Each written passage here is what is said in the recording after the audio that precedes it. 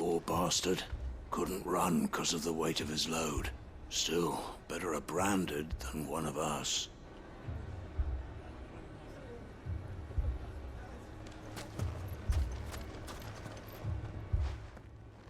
Sid, Your new companion appears much more formidable than your uncle.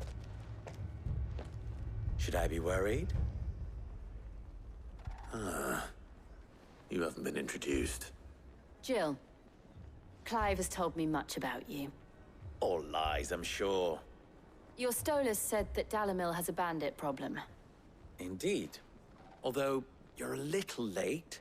They left with our food and guild days ago. Any idea where they went? The desert's a big place. Your guess is as good as mine. But the fact is, I have more immediate concerns. What did you say to me? What did you say? Ah, as if by magic. Let's just say we've yet to reach a consensus about how to solve Dalimil's little problem. And at this rate, it won't be the actions of the bandits which prove to be our undoing. It will be our own. I've tried reasoning with the dissenting parties, but even the Desert Hare has limits. Perhaps we could talk to them. What makes you think they'll listen to us? What makes you think they won't? She makes a fair point, Sid. And you won't have wasted much of your precious time if you fail. They're just across the courtyard.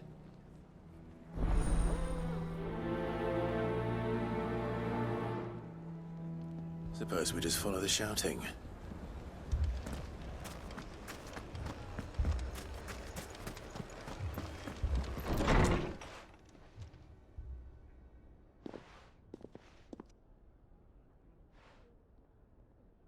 You wouldn't talk like that if it had been your men whose throats were slit.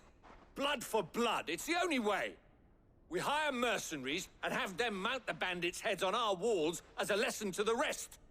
And what happens when those mercenaries are slaughtered like your men? Are you going to hire more? We're better off using that coin to buy food and supplies. If we hire mercenaries, the only thing we're buying is the bandits' ire. And you cannot fill empty bellies with that. Do you hear me? But what happens when they come back? Maybe it'll be your throat that's slit. That's enough. Both of you. Any more of this and I'll throw you out myself. Come back when you're ready to talk like adults.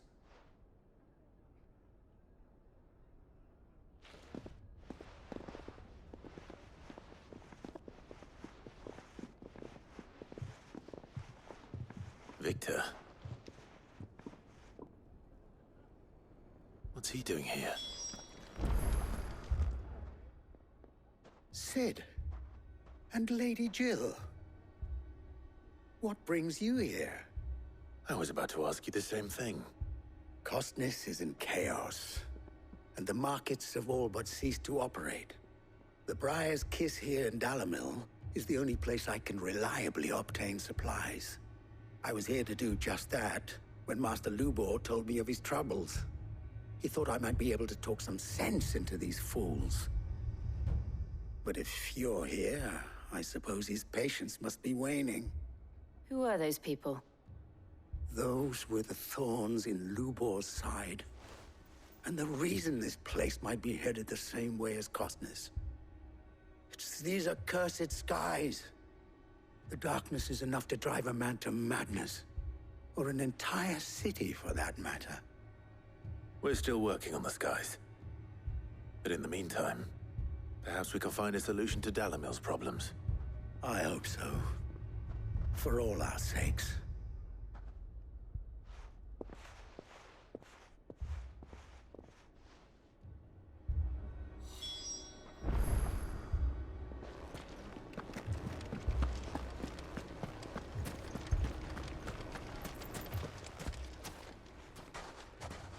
So, you see my predicament?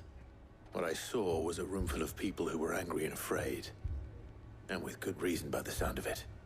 But if left to smolder, that anger and fear could set the entire town alight. My thoughts exactly. What to do?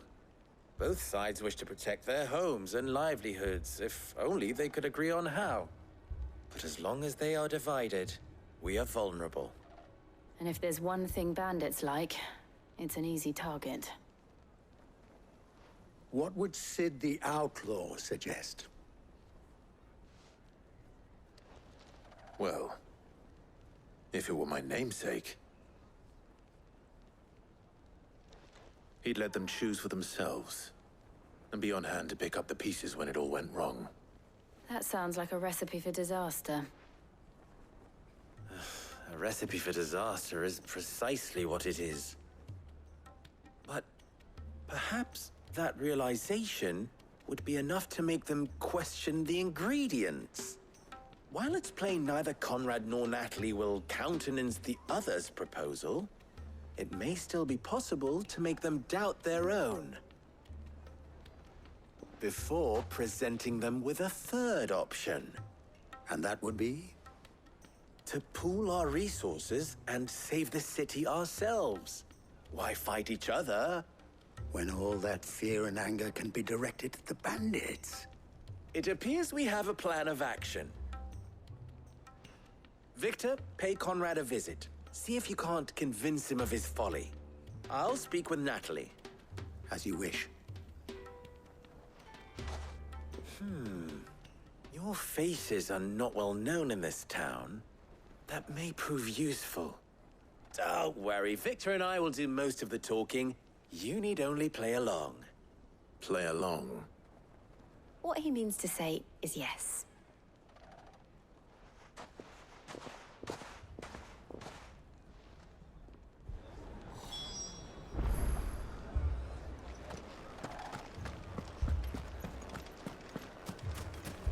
Picture it, Conrad.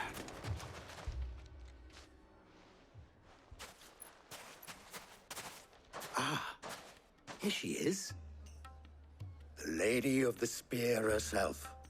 Conrad, may I introduce you to Jane, commander of the Red Wings, the oldest mercenary guild in the Free Cities. A pleasure, my lady. The pleasure is all mine. As I told you, I summoned the commander here from Canver to inquire about a contract. Victor says you told him no. That there aren't any men left to hire. Is that true? True as the crystals cracked. Nobles came and claimed every last one worth his salt. And not just from us Red Wings. You know of the 7 high houses. There must be 2 swords assigned each one. Granted, we have a few boys left. If it's boys you're looking for. Well, Conrad, are you saying that Dalamil's finest cannot defend this town better than a gaggle of unblooded striplings? That a band of beardless youths could better avenge the deaths of your brave men than you yourselves? Absolutely not.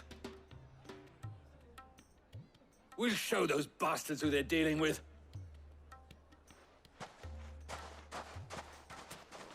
I can't believe that actually worked. Conrad's not what you call the brightest candle in the crypt. And there's a reason why I had you do the talking and not Sid. Well played, my lady.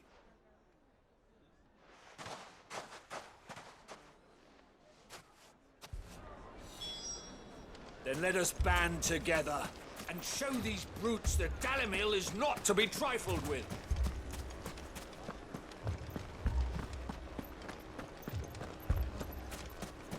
My shop.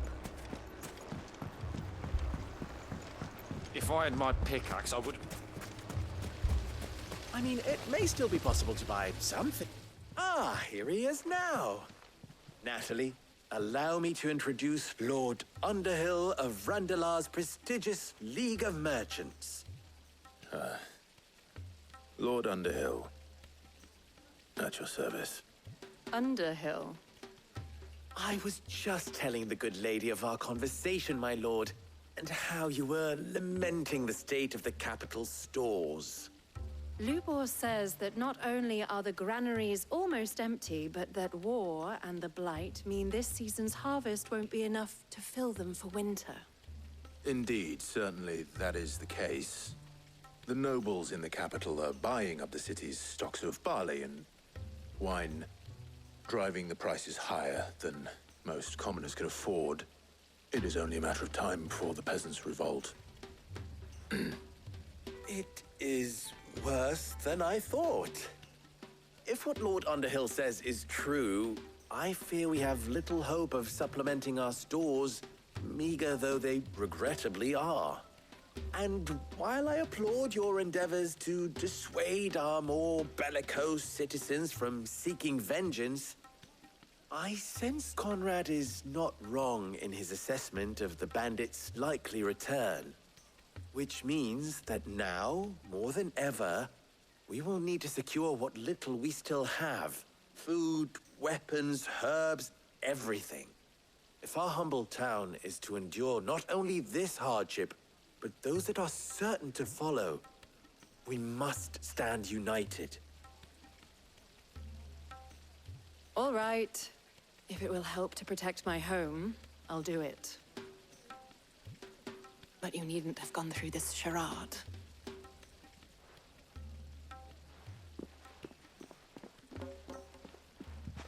Thank you, Clive.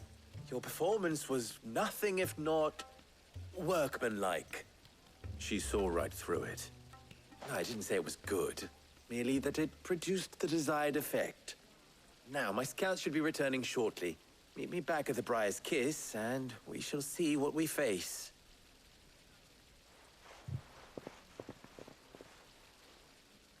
I'm not convinced our roles in this ruse were entirely necessary. It appears I have no choice. I don't know. Conrad seemed quite taken with you.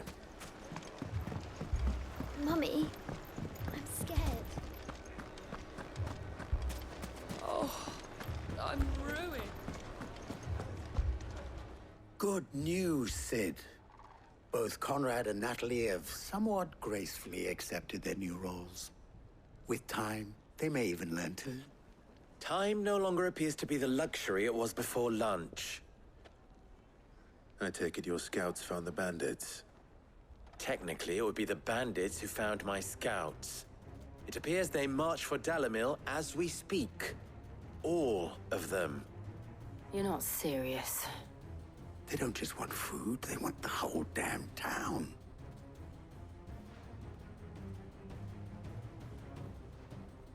I have a favor to ask. I'm told the bandits march in two groups, one from the south and one from the desert, in a move doubtless intended to stretch our already gossamer-thin defenses. Very well. Jill and I will meet those from the desert. But what of the rest? The rest, my friend, the city shall fight. Together. The stakes, I concede, are high. But if this does not unite Dalimil, nothing will. That is a lot of faith to put into those who had their hands around each other's throats but a moment ago. Then it will be for us to see that their hands are kept occupied. And I do mean us. I thought you might say that. We'll hold them off for as long as we can. And we will do the same.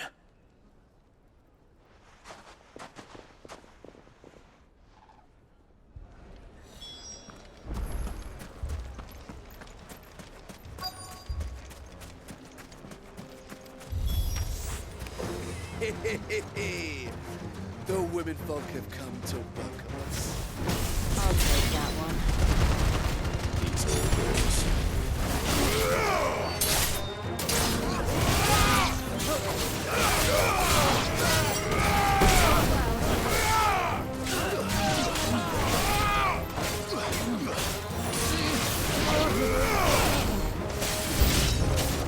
They mean to overwhelm us.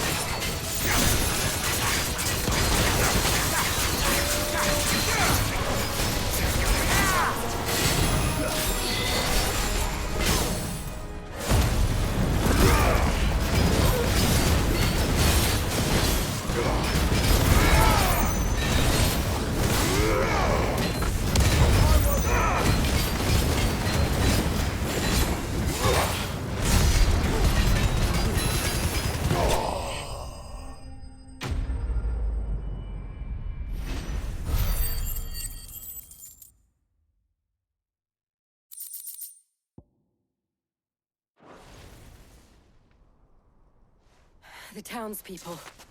Could they have held out? I don't hear any fighting.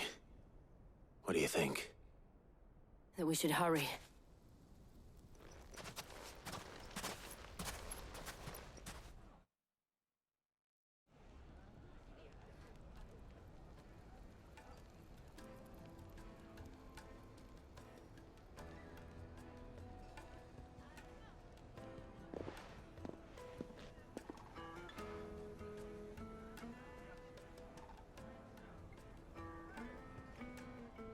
Natalie, I owe you an apology. You did well out there. The inn would have been lost had you not held the line. Without you, there would have been no line to hold. You saved us, Conrad. You saved Dalimil. We all saved Dalimil.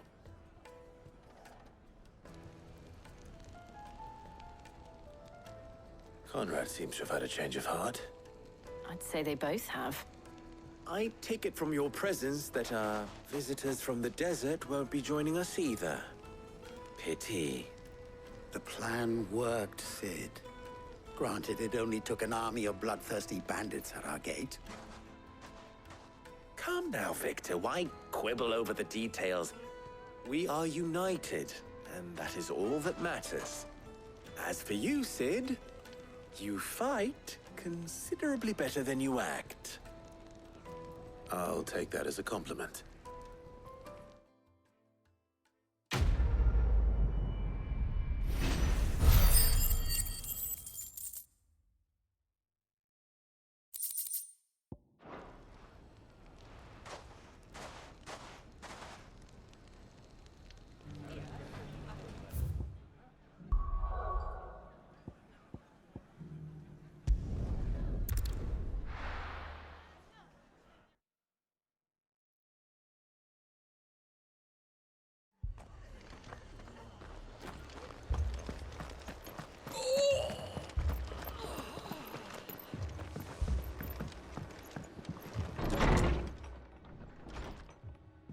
Martha, it's good to see you. And you, Clive. Jill? Otto said you'd been attacked by a Kashik. What exactly happened here? Those skies are what happened. Not long after they fell dark, we had our first visit. There were hundreds of them. Tried to storm the hill. Only a handful made it up here, but that was more than enough. The rest are still down there now. And while we have a few willing fighters holding them back, they're sorely outnumbered. What do you think, Clive? That we join the fight? I thought you'd never offer. Now, where I need you is the Fallen Gate. That's where the fighting is fiercest. Let the men know you've come to help. Something tells me they'll be pleased to see you. We're on our way.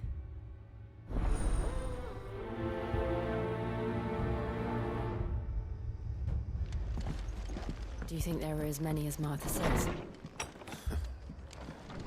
More.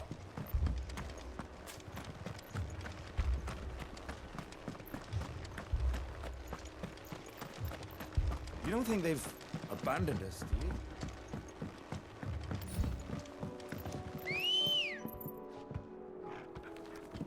Let's go. Faster!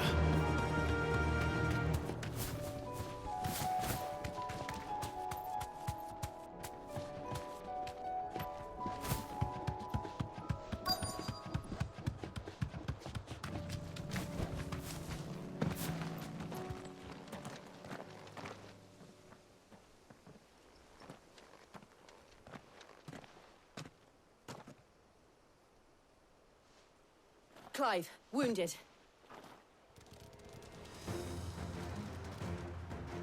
We deal with the Akashic first.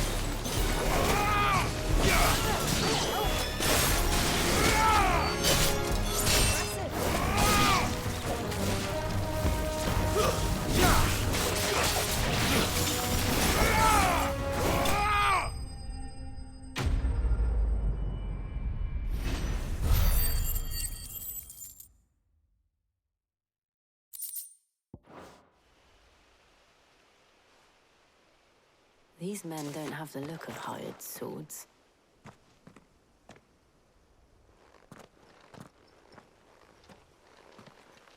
If you've come to rob this place... You are mistaken, my Lord Rosfield. We're here by Madame Martha's leave. How do you know my name? Forgive me, my lord. There wasn't time for introductions. We're with the Guardians of the Flame. Wade's men? But how did you come to be here? Where is your commander? Sir Wade left earlier with a scouting party to find out where the Akashic were coming from. Did he?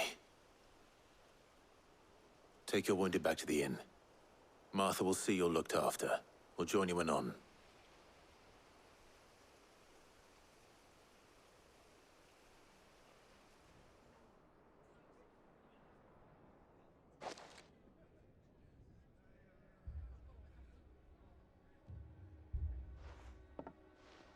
And to think you took them for thieves. A fine reward for holding off the horde, that is. When did Wade and his men arrive? Not long after Rosalith fell. The Guardians asked me to shelter some of them that had lost their homes. They were making ready to leave just as the skies turned, and we agreed it was best we stuck together. Martha! Trouble! The scouting party's almost at the lift, but they got a pack of Akashic snapping at their heels! And they've got wounded with them! They're not gonna make it! Damn it all. We'll worry about them, Martha. You look after everyone here. If any can still fight, send them to the lift. I will. You two be safe now.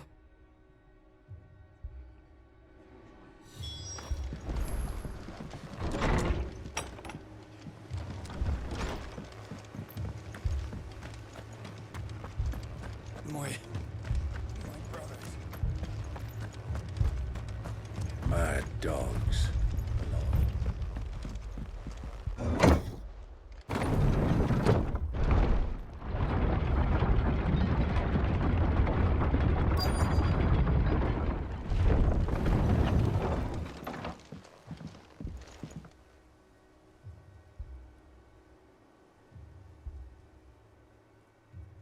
Squire, I need you to get those who can still walk up the lift to Martha's. But what about... I didn't ask, Oscar. Sir. Sir Wade. Lord Rosfield. If you aren't a sight for sore eyes. Martha seemed to think you might need some help. And by the looks of it... We thought we could sneak by them. But we didn't know there would be so many. How could we have? Behind you!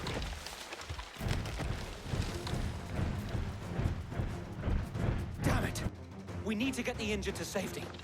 Do you think we can hold them off? We can certainly try. Are you with us, Sir Wade? Always. Then let's do our duty.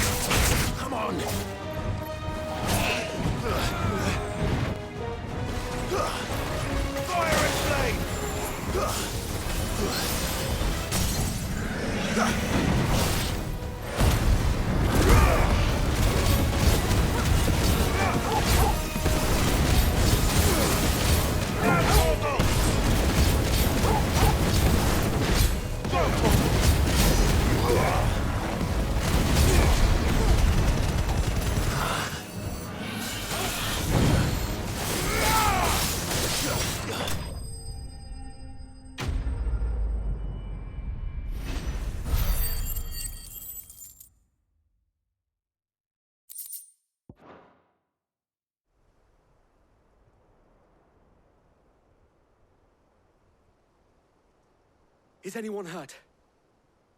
I don't think so. And yet again, you've pulled me from the flames. It's just a pity I keep walking into them. You've never been one to shy away from danger, Sir Wade. Like any shield worthy of the name. I see you're all in one piece. Martha!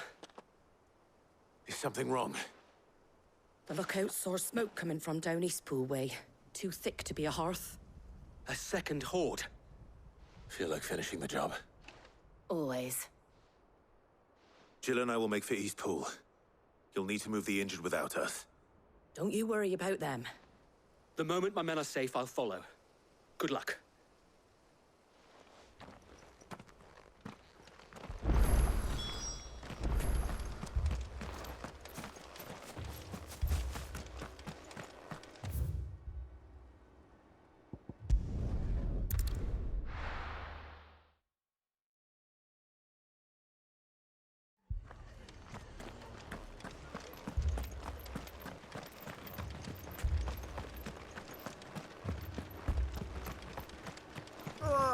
Just patch me up as quick.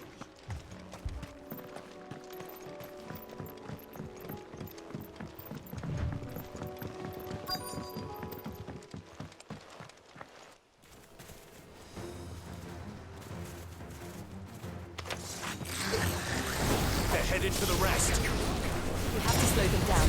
Martha and the others won't be ready.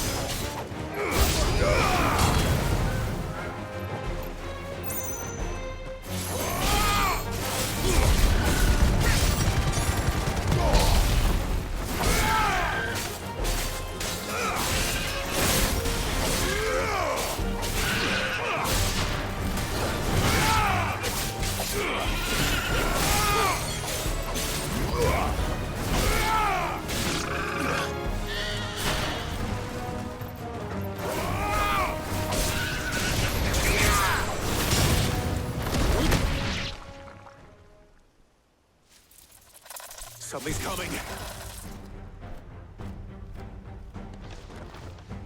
Apologies, my lord. Did I miss anything? Only the first round, Sir Wade. Shall we?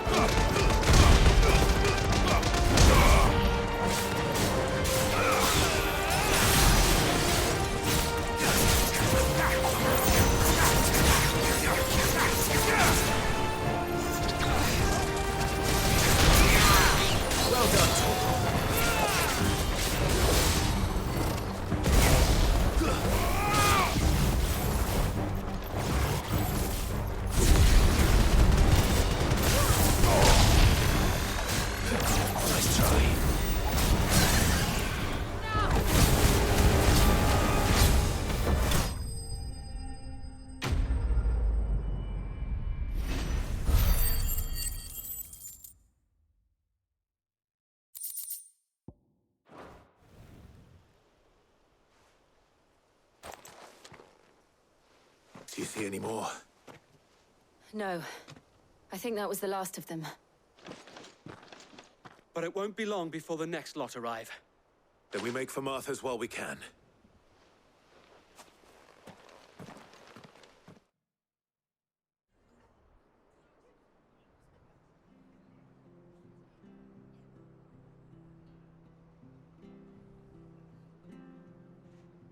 What did you find out there? The same as Sir Wade.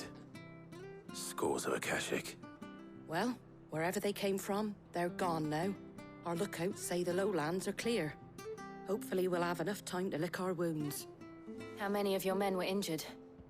A damn sight less than if you hadn't turned up. Thank you. It was a hard-fought victory. But as long as the skies remain dark, I fear the Akashic's numbers are only going to rise. It's not a matter of if the Horde will be back, but when. And whether that's sooner or later, we'll need to be ready. The inn here affords a good view of the land, and is easily defendable.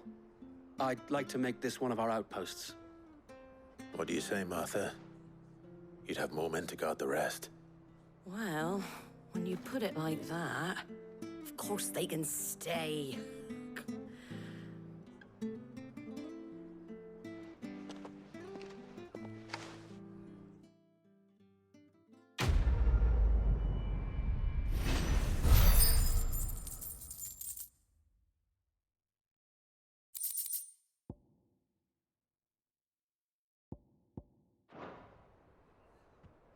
My lord, there's someone I'd like you to meet. Oscar, over here.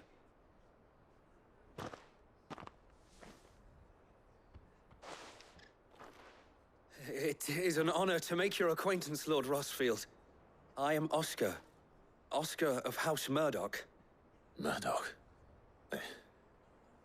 I wasn't aware the Lord Commander had children. Oh, he didn't. But his brother, my father, did. I am Sir Rodney's nephew. Well, go on, then. It's not for me to ask him. Yes, Sir Wade.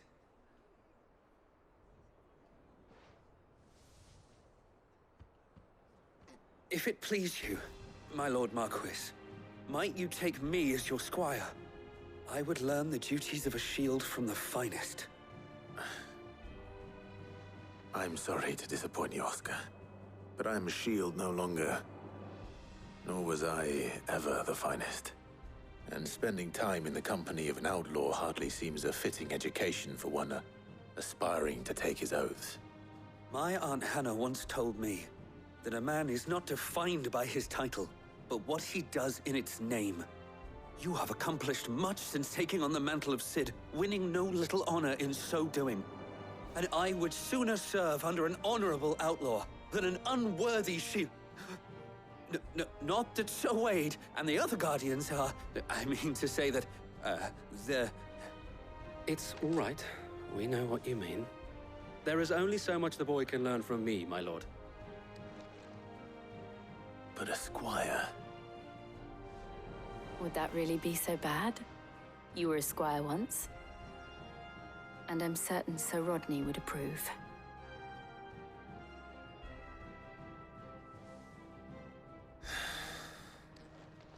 Know that I'll show you as much leniency as your uncle showed me. I would not have it any other way.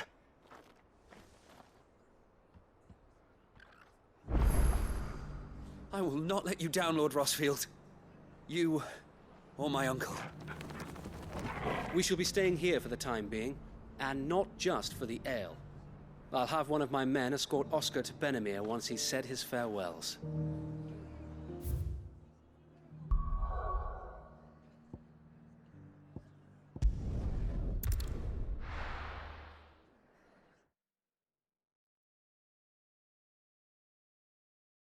First we find Isabel.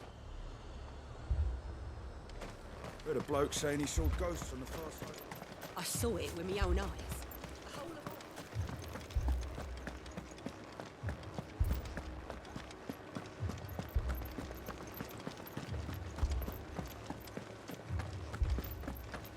I can't do it.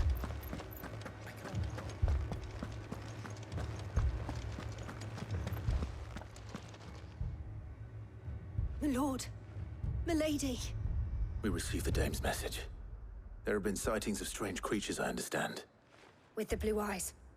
Yes. Like a Akashic, but different. They've taken so many. I've lost count. Akashic, but different. Ultimus thralls. And what of your mistress? Is she here? Oh, no. She went to the garrison to ask what they were planning on doing about all this. Then we'll look for her there.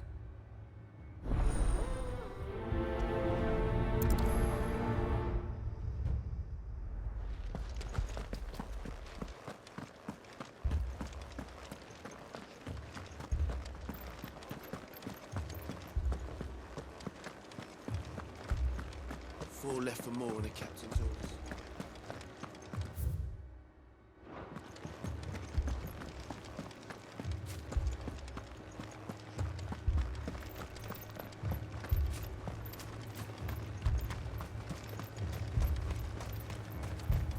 Madame, please! Half the garrison's been slaughtered by those things. We lost the captain this very morning. We've tried requesting reinforcements, but there's been no word from the capital or the Dominion in days! What more would you have us do? I would have you do your duty. Those at the Vale look to me for protection. And protect them I shall. Because they are my charges, and that is my duty. In case you have forgotten, the people of this town are your charges. But more than that, they are your people. Your sisters, your brothers, your lovers. So you have a choice. Lay down your sword and watch as they are slaughtered, or take it up and do what is right. She speaks the truth, you know. This here, it's all we have. It's all that's left.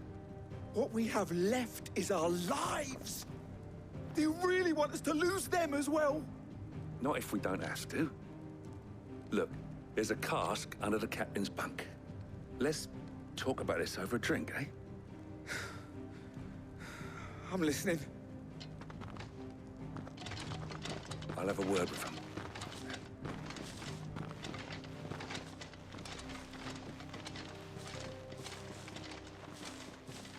Ah, Clive. I didn't expect help to arrive so quickly. And sought to take matters into my own hands. It was a noble effort, but I thought you might still need some support. How like you to consider my needs. What we need to consider is where the creatures came from. The way the survivors speak of them, one would think they appeared out of thin air. And perhaps they did. It's hard to know what to believe these days. We'll talk to the survivors.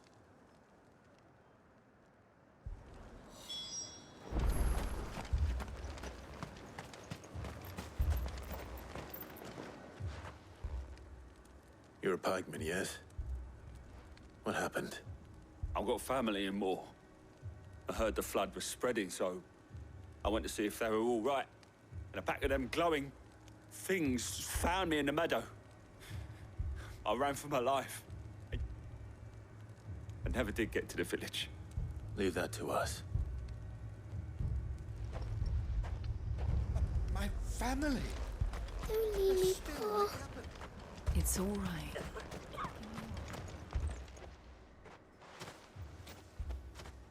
Did you see the creatures that attacked you? Creatures? Yeah, they came out of nowhere. They went for Joseph first, then me, and then they were just gone. Do you remember where you were? On the road from Oriflamme. We just passed Moor when... Where's my Joseph? It's all right. Just rest now. At least we have an idea of where the thralls might be now. We should head for more.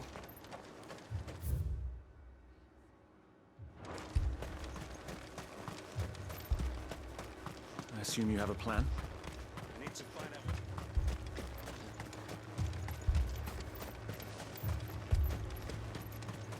It was all they could do to escape.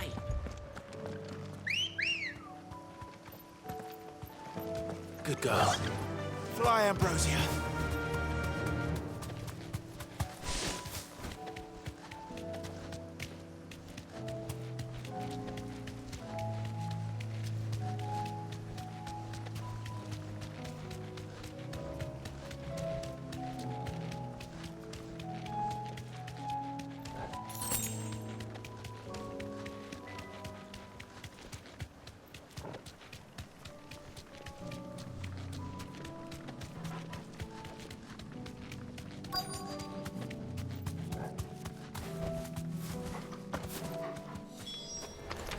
Clive, look.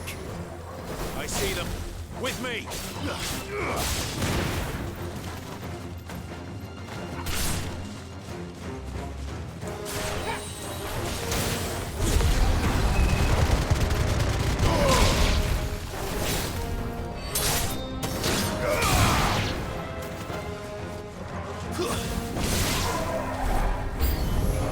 Should I try? Save your strength.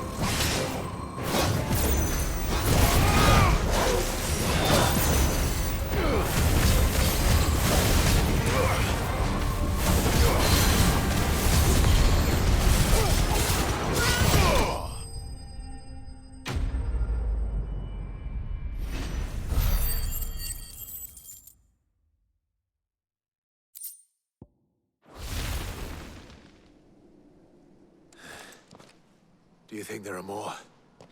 There are always more. But I'd say we've done what we can for the time being. Then we should let Isabel know.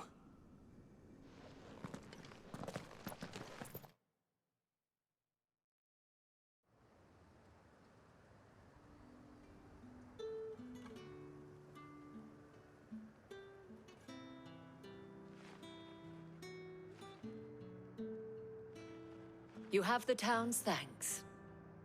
Don't thank us yet. There will be more. Many more. And you'll need to be ready for them. Oh, we shall. Isn't that right, Captain? Yes, milady. The garrison will be ready. Philippe here has convinced most of the men to remain at their posts. For now, at least. Hearing that the Dane would look kindly on any man who committed himself to the task certainly didn't hurt. It's not the most selfless of motives, I'll admit. But whatever it takes, eh? Now me, I never needed convincing. I became a soldier to protect the people I love. And the people I love include the ones standing before me. Handsome and chivalrous. Now, if you don't mind, I have sentries to post. Milady.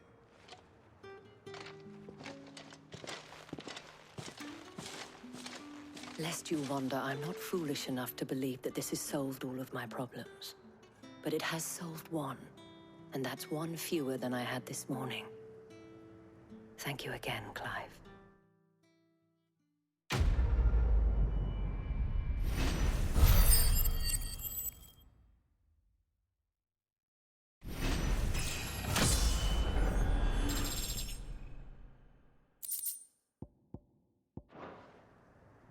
Our friends seem to have things under control. For now, at least. Let's go and put Otto's mind at rest. Philippe will make a good captain. He reminds me a little of you, Clive, but without all the mocks and mows.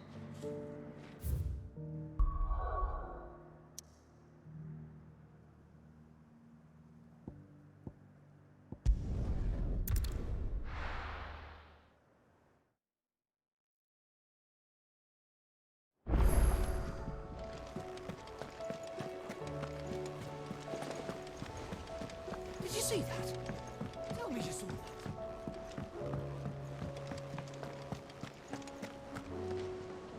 Was wondering when you turn up. Had owls from all our friends thanking you for your timely intervention. How is it you always manage to arrive at just the right moment? Luck, I suppose. Any word on the rest of the realm? Let's see. Storm's still crying out for mother crystals. The nations are still in chaos. And the skies are still the color of a kick in the kidneys 2 days on. So... Right. Clive, we knew this was gonna happen. Well, not the bleeding skies part, but you take my point. Now's not the time to second-guess yourself. Now's the time to visit the infirmary. Talia says your brother's awake. Thank you, Otto.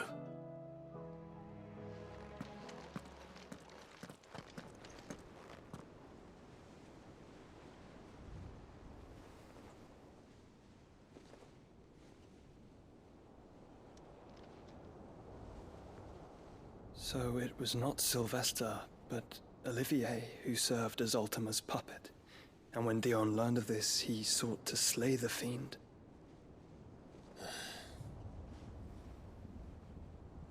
Only for his father to take the spear that would have freed him. Enough to drive a man to madness. Small wonder he hasn't stirred. I would be afraid to wake. Had I but reached out to him sooner, warned him of the threat Ultima posed. But now, both an empire and her prince lie broken. Joshua, what do you know of Ultima?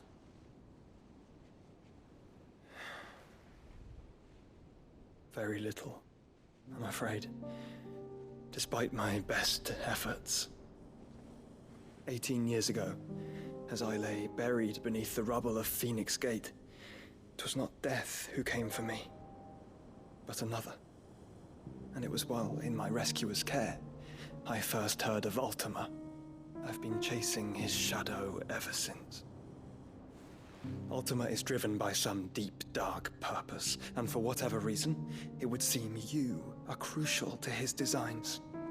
He will stop at nothing to have you, even if that means toppling an empire. But why me? What possible use could I be to such a creature? That is one of many answers that have eluded me. Yet, I am certain of this. It is not mere chance. You were chosen for a reason. All dominants carry within them the might of an icon. Nigh limitless power that is at once acutely limited. I wield fire, and only fire. And I only ice. 8 wardens for 8 elements. But you, Clive. You are different. You're special. Your abilities begin with the flames of Ifrit. But they do not end there. The fact Ifrit can even exist goes against everything we thought we knew of dominance. Perhaps Ultima has been waiting for one such as you, whose potential is truly limitless. I've encountered that thing several times now. If it or he, as you say, needs me, why hasn't he claimed me as he did the boy? Were I to hazard a guess, I'd say the two of you are somehow incompatible. His mind not properly attuned to your body. His mind? Mind awareness, spirit, call it what you wish. But I believe Ultima to be an embodiment of the concept. This is why I struggle and fail to contain him here inside me. I'm sorry. Inside you? With every setting sun, I feel my strength wane. And though the Phoenix's flames mend the prison I have made for Ultima, they do so at a cost. We must find a means to bring an end to him before I meet my own. What were you thinking? It was that or let him take Clive. And I've always had a soft spot for my brother. But that doesn't mean you should sacrifice yourself to save me.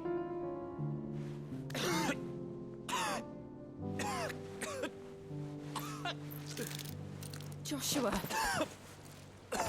Clive, it's Gav. There's an army of Akashic at the gates of Canver.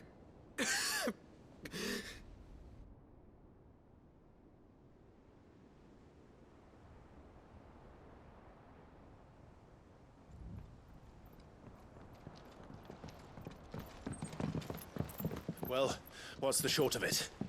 I thought Tyre told you. The capital of the Free Cities is under siege by an army of monstrosities. The City Guard are doing their best to stem the tide, but numbers ain't on their side. What of Lord Byron and Mid? Were they able to escape? No, but they're all right for now. They're hiding with Gav at midship. We have to get them out of there. And we shall. Otto, prepare a Stolas. Tell Gav to stay exactly where he is. Understood. Vivian, what's the swiftest route to the Free Cities? That sounds like a question for the map. Look here. This road, through Tabor, should provide the least trouble. Good. What a coincidence. Tabor is exactly where I'm bound. Joshua, bed is where you should be bound. You don't think I told him the exact same thing? Were Tyre not such a talented healer, I would surely have been inclined to agree. But, thanks to her ministrations, I feel I may safely rejoin my attendant, who was to wait for me in Tabor if we became separated. All right, we travel together. Clive. If he stays close to me, he'll be fine. Thank you, brother. I'll look after him.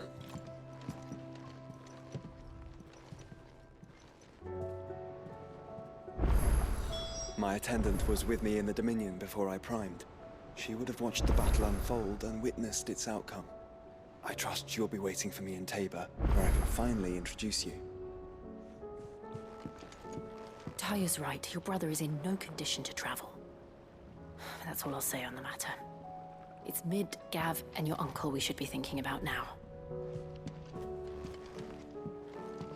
You know how I feel about this, but your brother's stubbornness knows no bounds.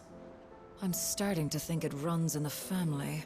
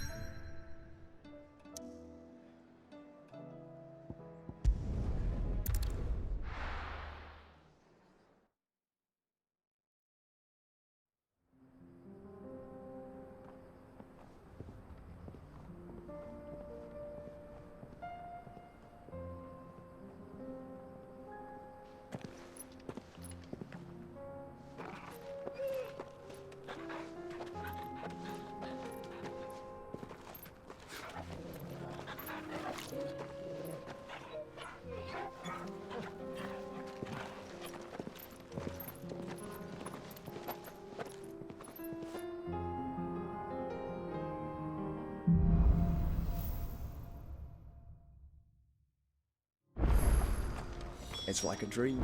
The four of us out walking like we used to. Enjoying this, are you?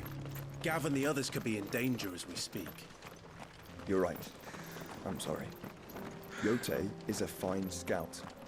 If Kandor was attacked, she will already have begun gathering information. Tabor isn't far. We should pick up the pace.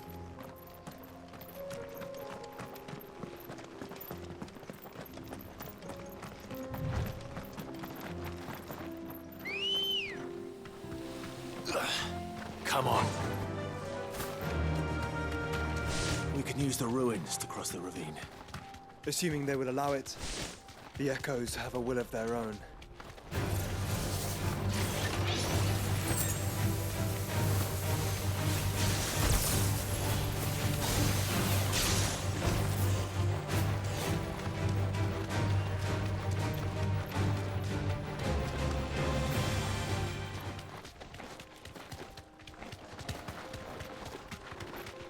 Tell us about Yote, Joshua. She's strong-willed, loyal, and deadly with a blade. Much like Clive, but with better manners.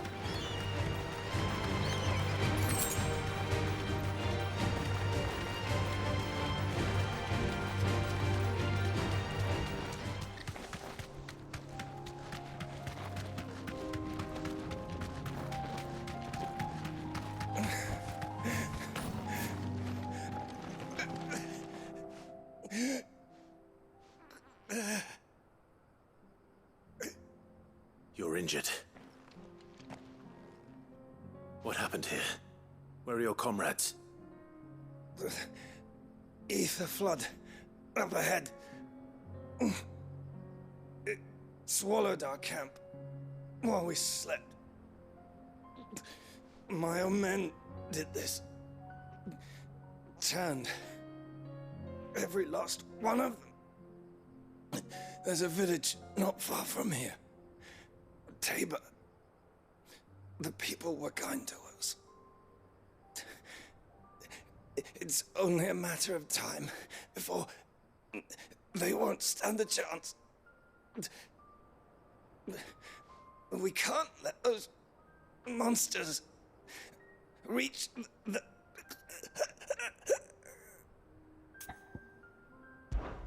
I'll go.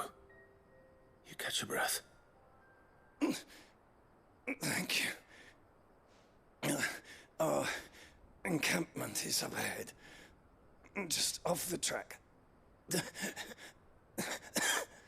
They must not reach Tabor. Forgive me, Lord Kuka. Rest well, soldier.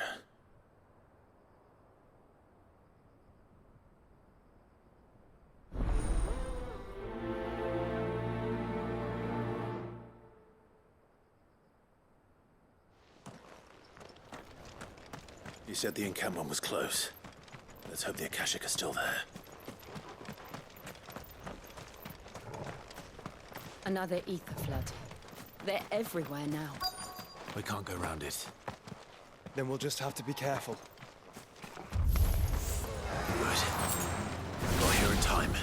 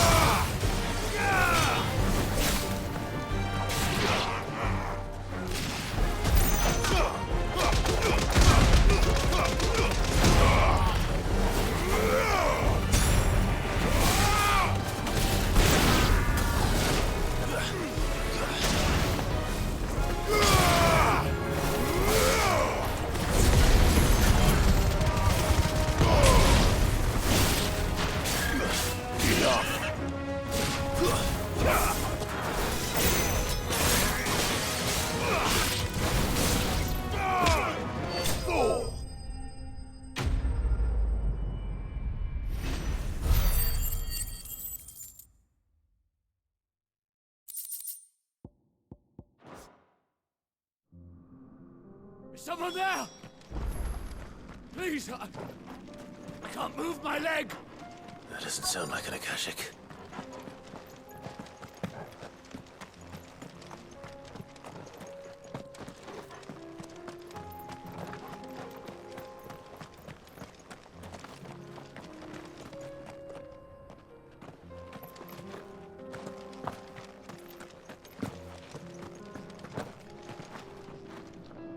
You're with the battalion? I am. I heard the fighting. Are the others? Taken care of. One of your brothers in arms told me what happened and asked for help. Another survivor? Where is he? Tell me. His wounds were too deep.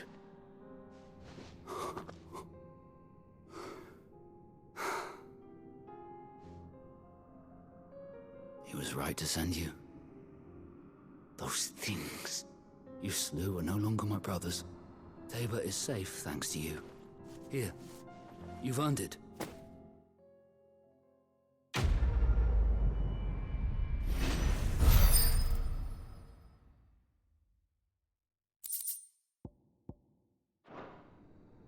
You seem familiar.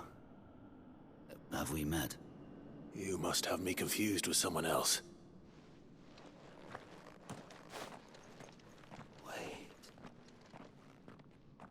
That scar. Son of a whore. You're Sid. I was there, in Cosnis, when you killed my brothers. I was there in Rosalith, when you killed my commander! My war with Hugo Kupka is over. I bear no ill will toward those who followed him. And what of my ill will? Coward! Draw your steel. Lord Kupka shall be avenged! When your wounds have healed and your head has cooled, come and find me if you must. Though I hazard your life would be better spent in service of those who need it. Or have you forgotten your oath to the Republic? My oath? What would you know of oaths? I know how hard they are to keep. Which is why I'm giving you the chance to keep yours. No. I won't be deceived. Lord Kupka told us of your crimes. You are an outlaw. A murderer, not some man. Like you or anyone else. I am nothing like you. But if you're not gonna kill me, then go. Leave! Just know that I will find you, Sid. Someday.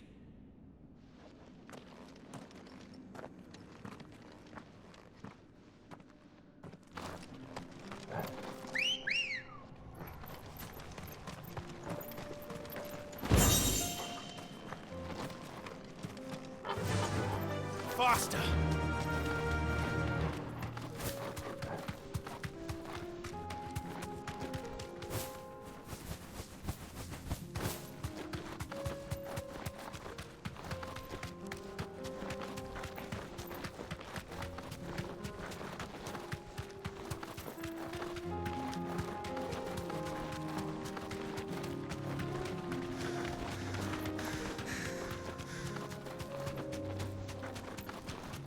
We're nearly there.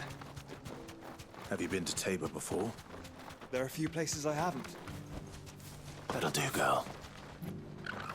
Welcome, travelers. We don't get... Where now, Joshua? There is a residence just inside the city gates. She awaits us within.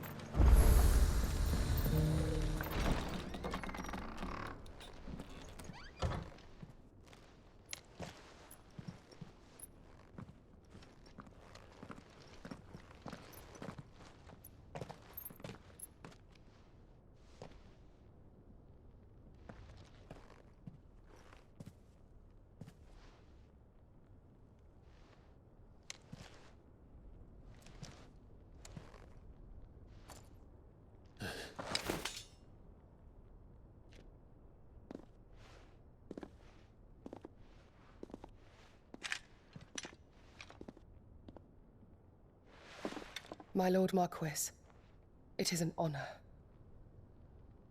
I am Yote, Knight of the Undying, charged with the protection of His Grace Joshua Rosfield, Keeper of the Flame of the Phoenix. Of course. It all makes sense now. Would you care to elaborate? The Undying are loyal servants to the ducal throne.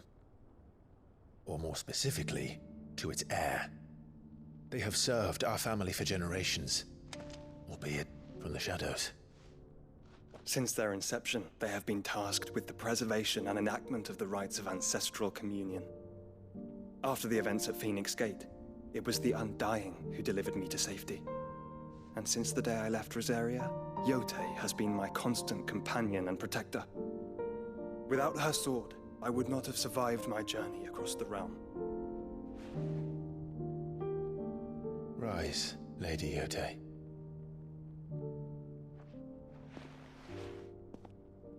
You saved my brother. I owe you a debt I can never repay. I but did my duty. Come now. Tell us what you've discovered. Your Grace. It is as you feared. The vessel we spied off the coast of the Crystalline Dominion on the night of her fall. It was the Einherjar. Beyond any doubt. The Black Galleon. Joshua, the Einherjar is the Royalists' flagship. What business would they have in the Dominion? Upon learning of Waloed's involvement in recent events at Drake's Fang, I sensed the malign influence of Ultima, and bid Yote and the Undying look into the matter. We have reason to believe that the Black Galleon weighed anchor shortly after the fighting began, and set a course due south. For Canva? Then it is Waloed knights who besiege the cities. What is left of them, yes. And the Black Galleon sails at but one man's behest. Barnabas Tharm.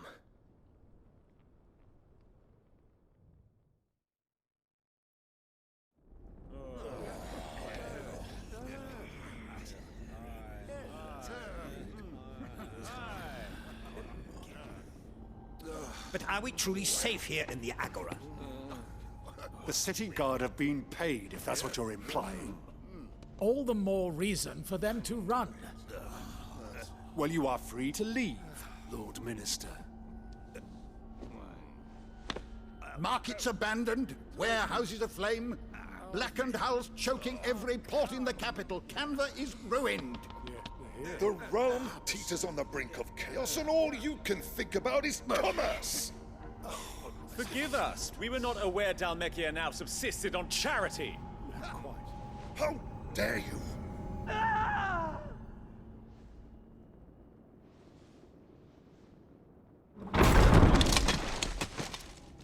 Distinguished members of the Council, you must forgive His Majesty this intrusion.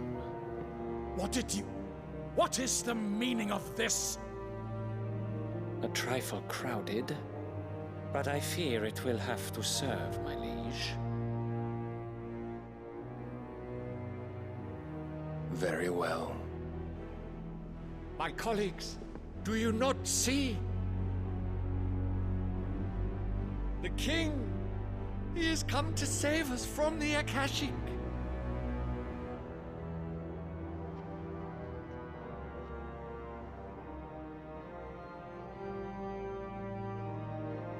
He is a gift from the heavens, divine intervention, our very salvation.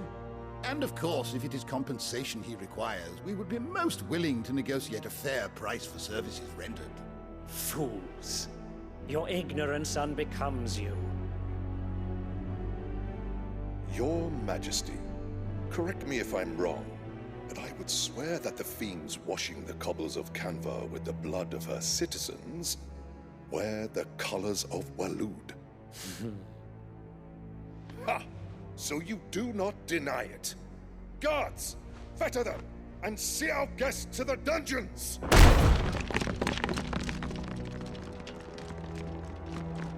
Enough.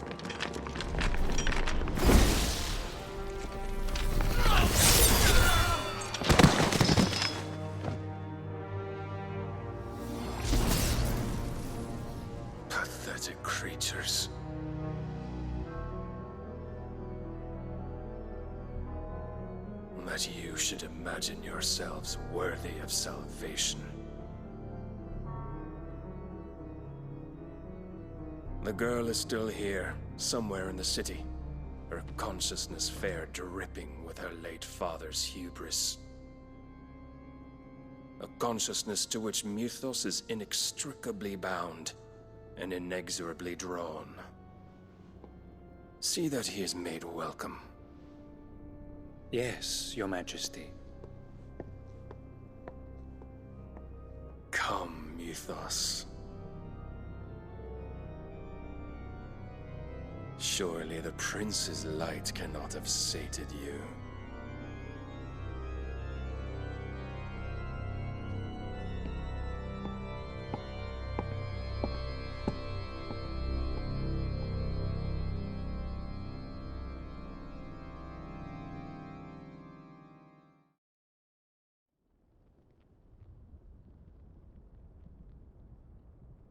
So then, how long has Waloed been under Ultima's control? How long indeed? Based on what we know of Barnabas's actions, I would guess some few years, mayhap more. But to what end? What does Ultima want? The tapestry. Show them.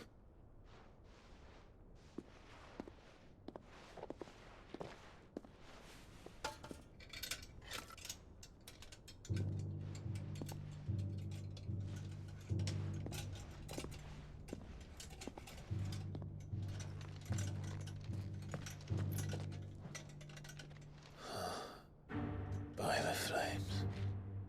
Phoenix Gate, Drake's Breath, and now here. But what is it? It is old, ancient, even. Naught remains of the faith it represents, save what can be gleaned from the image itself. None could tell me what the one in the apothecary meant, even the Undying. But I believe it may be the key to discerning Ultima's purpose. That figure in the center, the one beneath whom the icons congregate, that I believe to be Ultima. He is a god, or at least godlike. His very existence beyond our ken. The icons, and by extension their dominance, are meant to be his subjects, and while some, like Barnabas, have accepted this role, others have rejected it. Like you, Clive, which is rather inconvenient, as it appears he needs you most of all. And gods don't like to be disobeyed. No, I don't suppose they do. Clive, may I tell Yote of the lake? By all means. Yote, I will be accompanying my brother to the Free Cities. Whilst we are afield, I would have you watch over those Clive has made his wards. Omielos delan tuisag ilith. Though well concealed, the hideaway lacks trained fighters to defend its occupants should they be discovered. But it is my duty to... As it has ever been my brother's duty, remember. If that is your wish, Your Grace. But please be safe. If aught were to befall you, You have my word.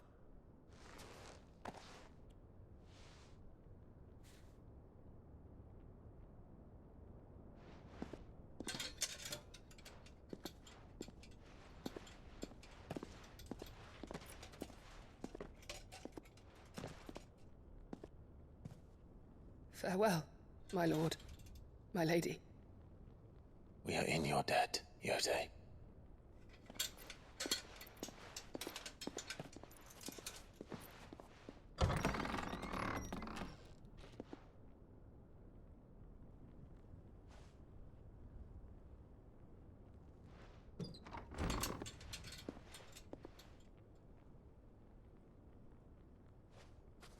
Let's find our friends.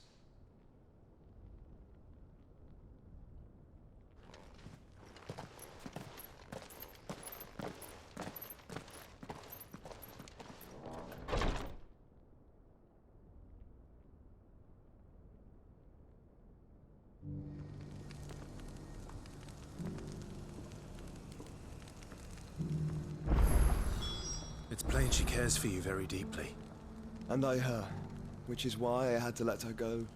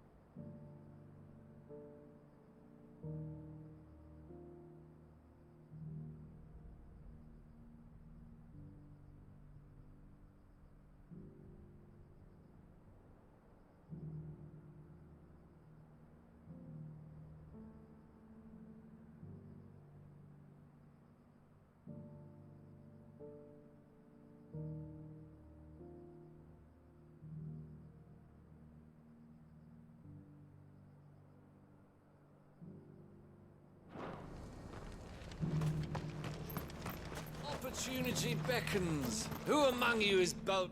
Is that blade for hire, perchance? Because I have a mind to make a killing. Figuratively, I hope. Well, yes and no.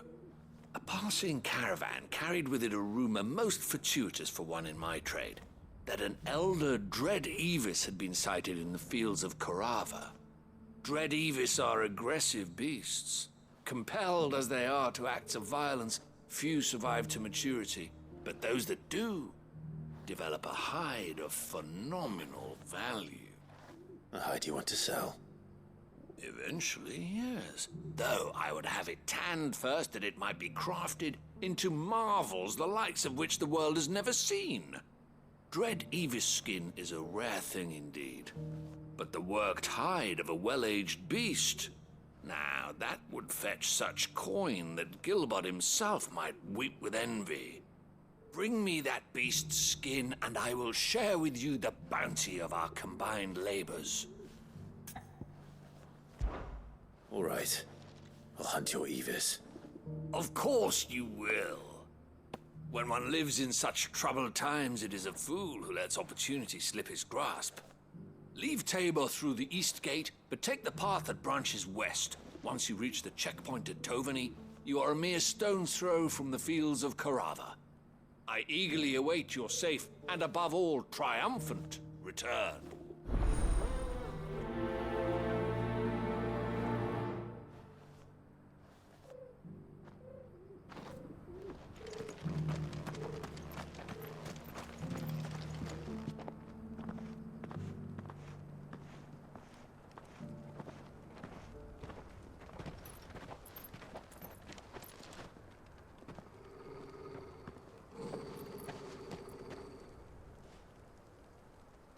Cyril. How fares the search? Well, Your Grace, my report shall be with you ere long. Ah, yes. Yotei is otherwise engaged, at my behest. And the duty of wardenship? Fulfilled. For as you see, I've been reunited with my first shield.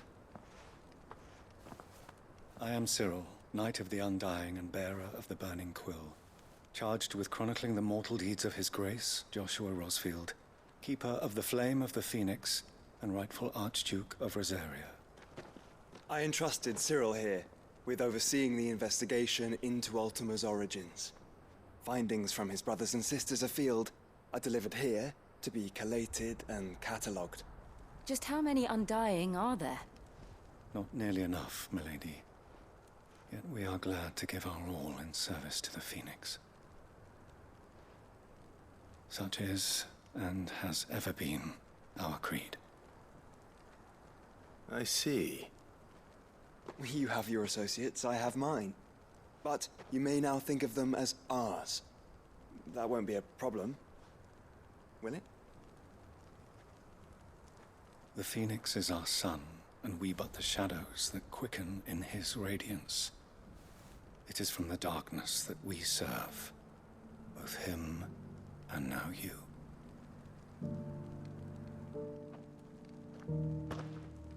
Pray accept this token.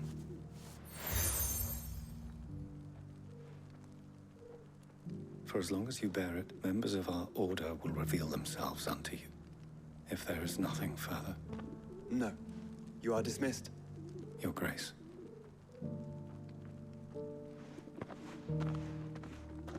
It's a Canva, then. We'll talk about this later. Cyril seemed very, You certainly keep strange bedfellows, Joshua. Ah, Lord Rossfield.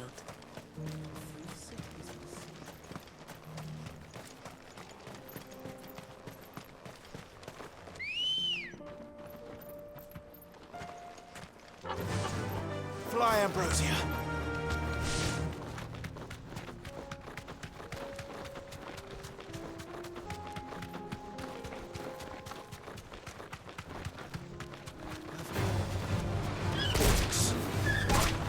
Then let us be rid of them.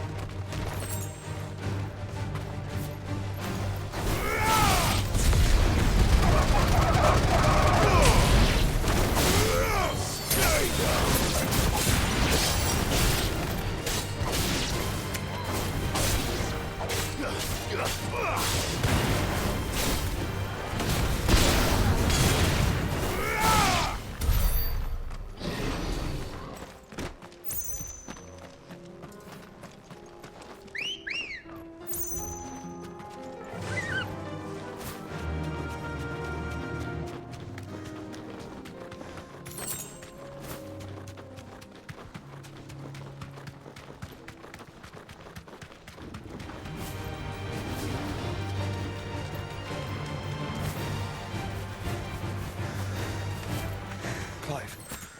Smoke. Is the city fallen?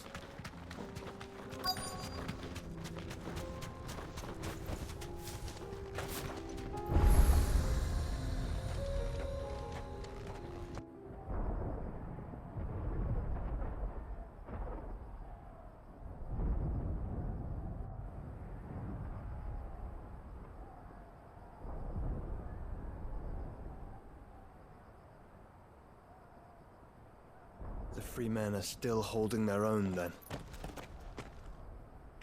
Do we have any idea where Gav and the others might be? There's a warehouse near the docks where we agreed to meet if there was any trouble. We should hurry.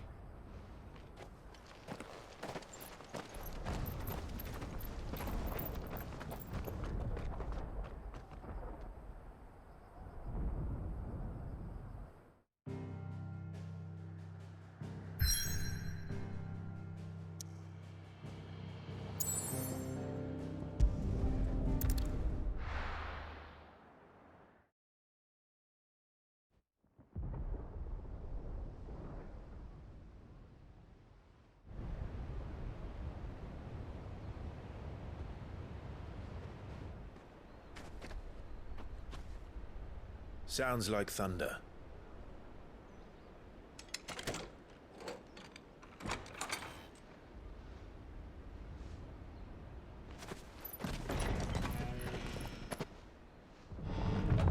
You're late. We're starting to think you'd stumbled off a cliff. I seem to recall that was you, Gav. Good to see you. Any trouble on the road? Nothing we couldn't handle. I knew you'd come. Is that who I think it is? Yes. Allow me to introduce my brother, Joshua. Clive's told me all about you.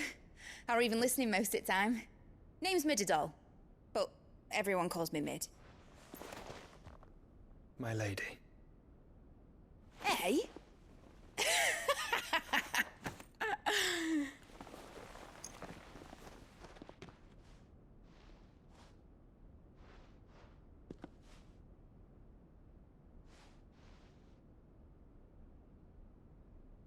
My boy. Uncle Byron. It's really you! I never thought I'd see the day.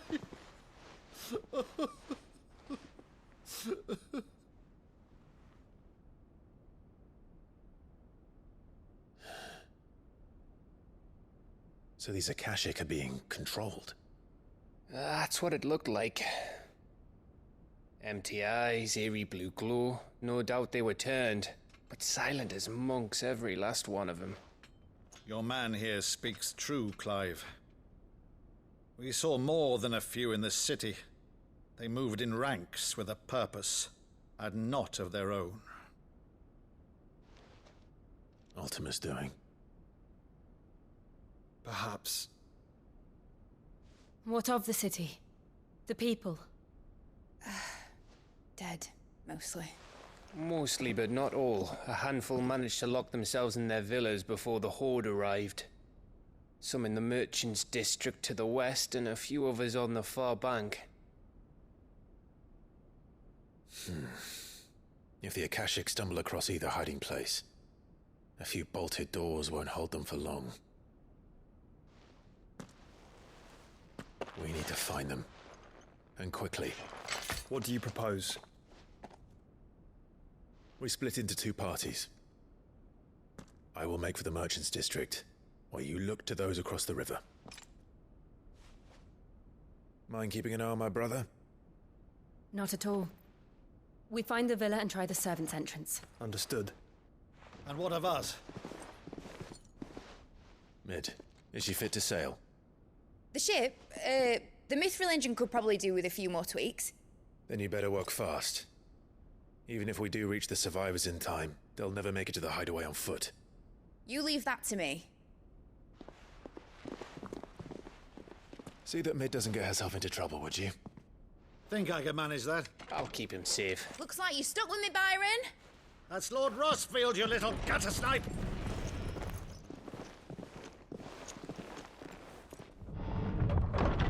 Shall we then? And you keep Clive safe. Be careful. Both of you. You too.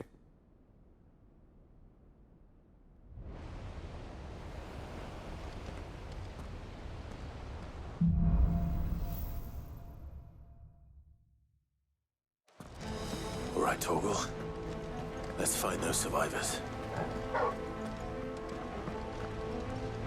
They don't stand a chance against those things.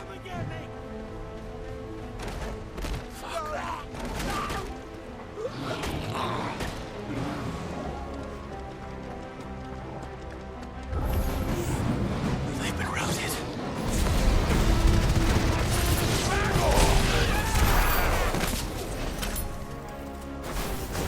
They're wearing one star.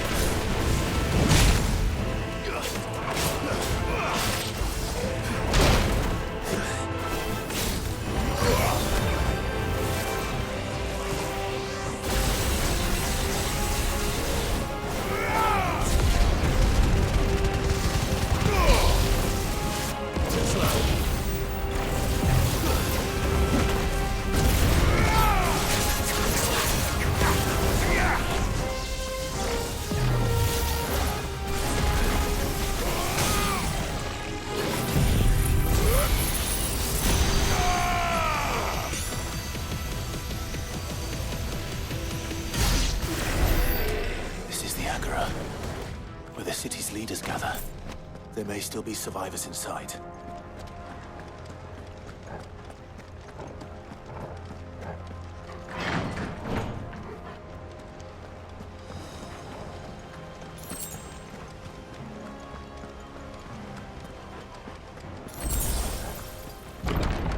Where are they?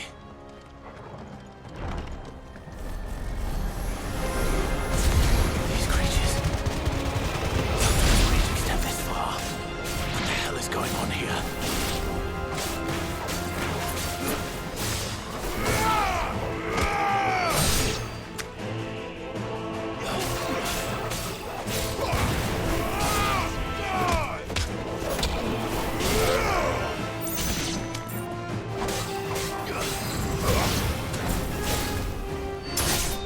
It's over.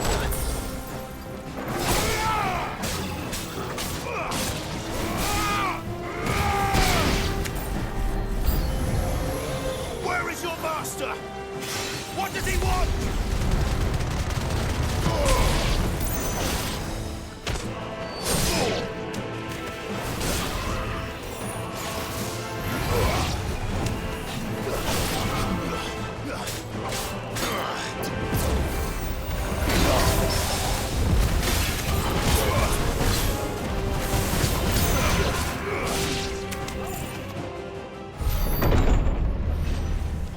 You've caused quite the commotion. But then I would expect no less from you, Muthos. You again. I don't believe we've been introduced. You were in my family's crypt. And now you're here. With an army of Akashic thralls. Manners, Lord Rosfield? They are men, like you and me. Albeit ones unburdened by the wills that drive our kind to madness. They are pure. They are divine. What? And they are all that remains in this once raucous city. You'll pay for what you've done. As you wish. I confess I have been very much looking forward to this.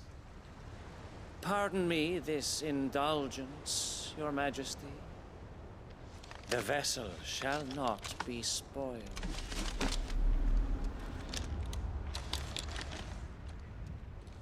I am Sleipnir of House Harvard, and you will yield. Or not. As long as you don't fall back.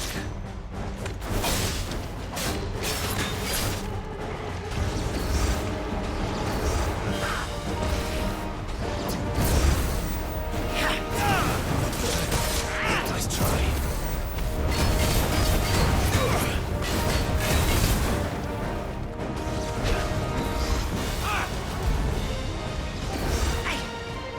Too slow.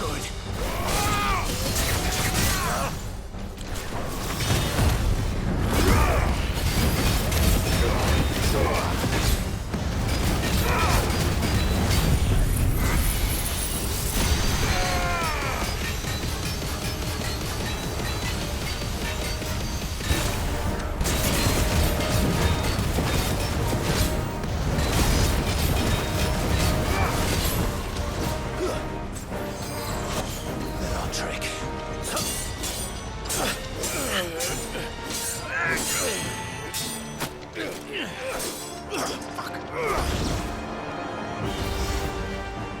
You will forgive me if my performance seems uninspired. It is just that I expected so much more from our chosen one. Perhaps this will kindle your flame? What now?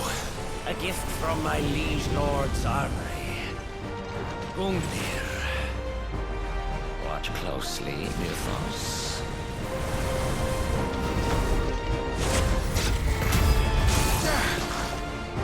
Yes! Yes!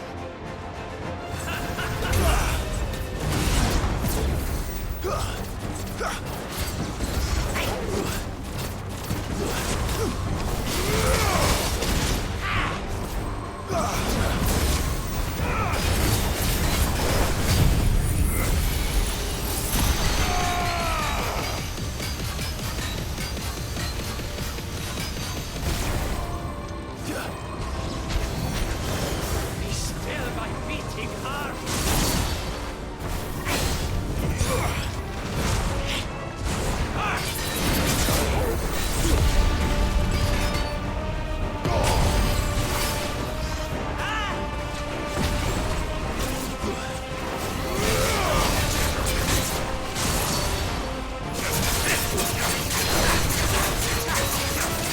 One is seldom enough. Would you not agree? Actually, I wouldn't.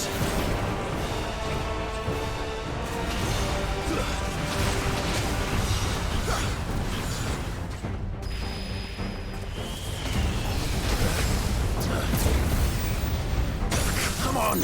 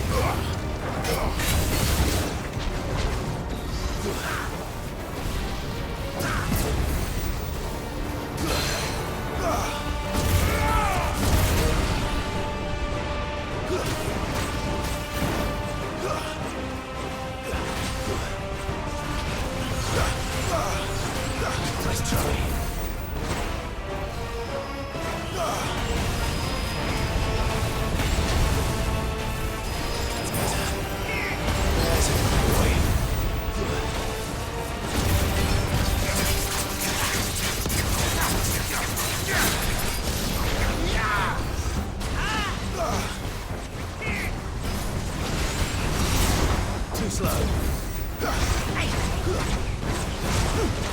Let's try.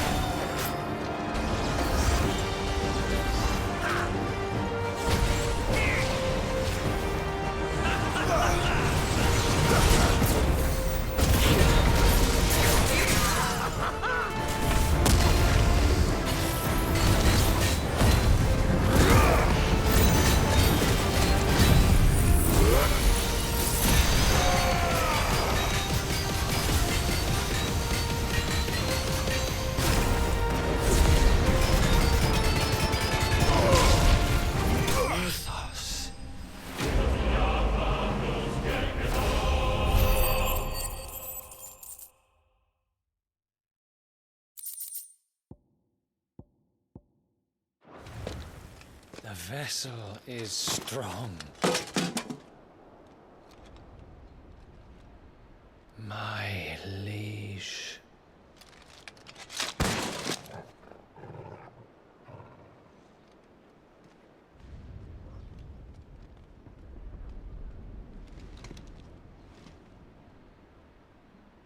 Clive! You're all right. As are you, I see. We are, yes. I'm sorry, but we couldn't save them. It was over before we arrived. Well, you did what you could. I fear we were all too late. What's wrong? Nothing. I hope.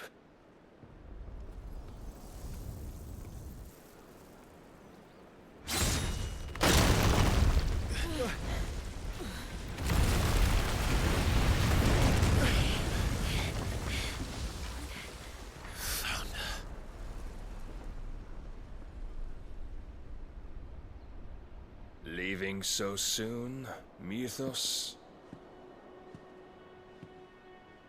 It's the king. Indeed. You may kneel before Barnabas Tharm, Warden of Ash and King of Walud. Get back.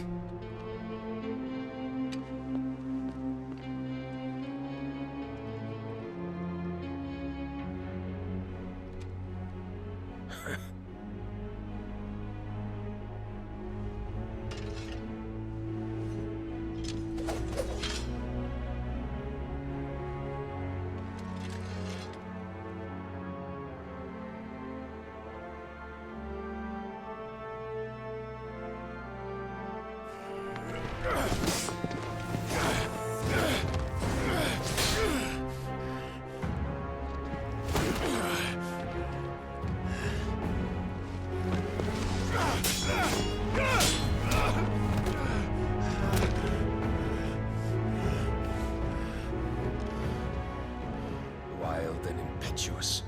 I expected more of the boy who bested my Lord Commander. Yet I see why my master covets you so. The power within you, Mythos. The potential.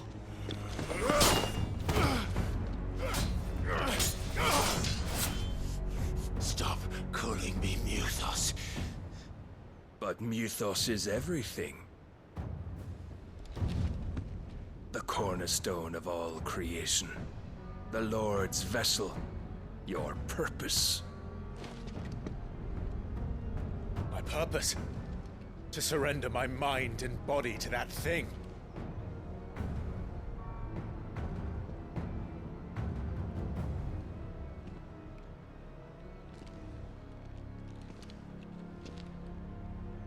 No, Your Majesty.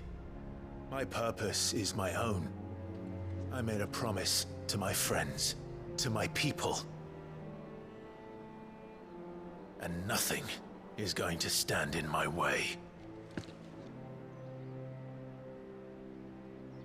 You would allow this delusion of free will to bar your path to greatness?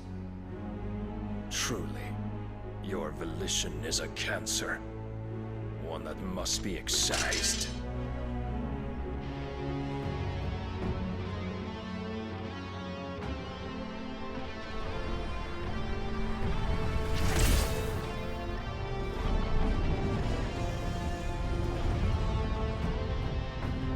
Try it.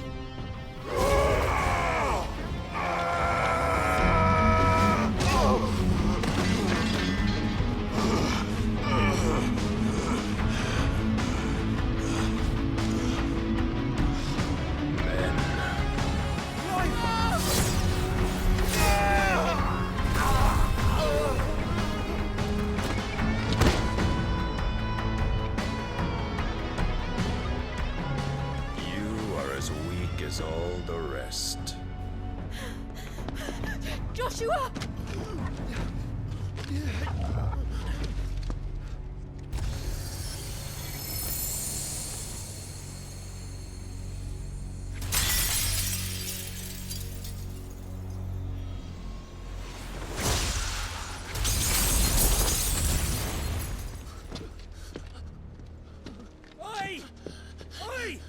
This way!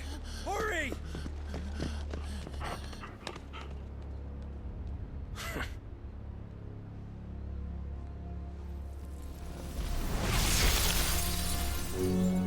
Power beyond reckoning, and they use it as a crutch. Such a waste.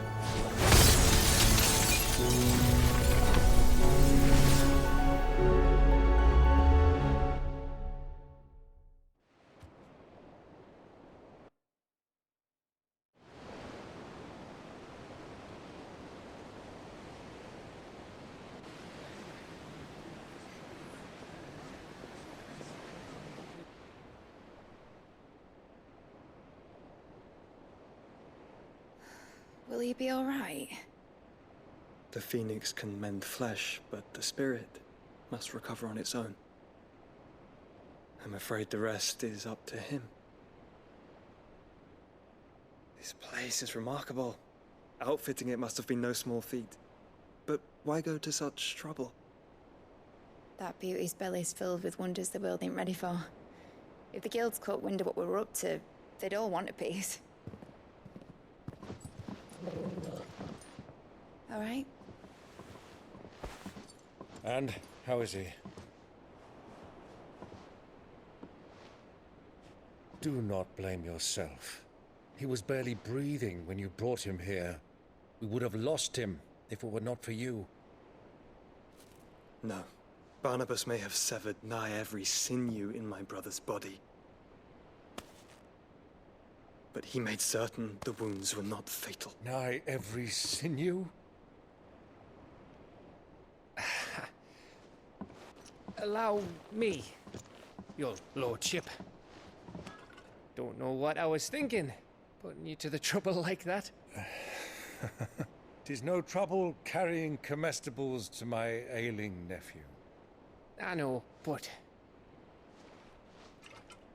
you've already done so much for us. Pouring your gil into the hideaway and now the ship. I don't want to take the piss. You risked your life. And for what? Some girl you hardly know. Why'd you do it? You not mad or something? I wouldn't go that far. Clive! You're awake, my boy. Oh. All I want to do is help. And the world won't save itself. It was Sid. Your father, who taught me that. Sounds like him. Don't you dare do that again. What of the Royalists? Fucked off, the lot of them, along with the galleon. With the king on board, no doubt. The Iron Hair wouldn't sail without him. Clive. Jill didn't come back. What do you mean? She kept the king busy while the others dragged you out. It's all right, Mid. Jill is fine. The ether of her icon endures. And as long as it does, we can be certain she is alive.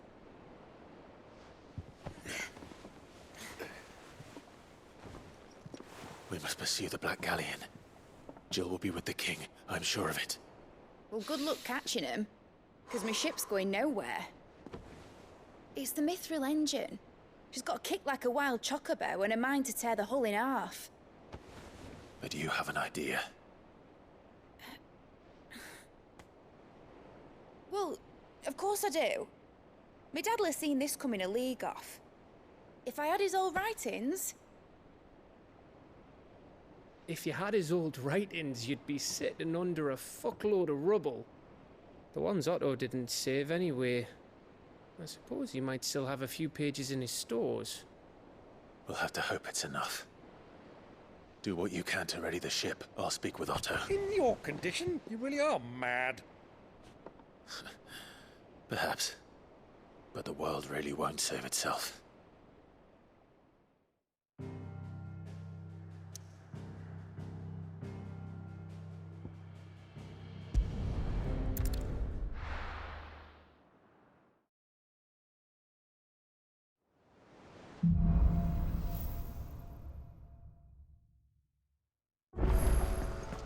Right. Gav said that Otto might know something. Cole said it was an army. How are we supposed to do our duty when the hills are crawling with Kashik in the valleys of... How may I help you today, Clive? Here you are. Best of luck out there, Sid.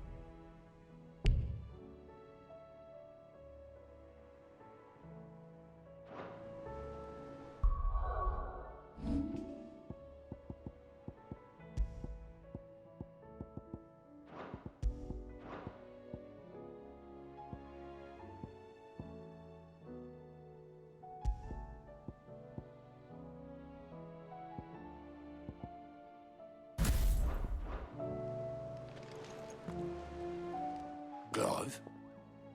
But if you're here, where the hell is everyone else? Don't tell me. They're all right. But it's a long story.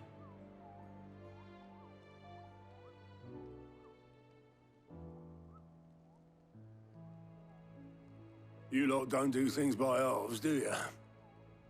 Well, at least everyone's still breathing. Now, as for these writings, I'm sorry to say, Clive, but if you had those, you'd be... Sitting under a pile of rubble, I know. But we were able to save a few bits and pieces from the ruins, most of which ended up being used to build this place. The more personal items we gave to the next of kin. In the case of Sid's things, that would have been mid. Then I'll check the workshop.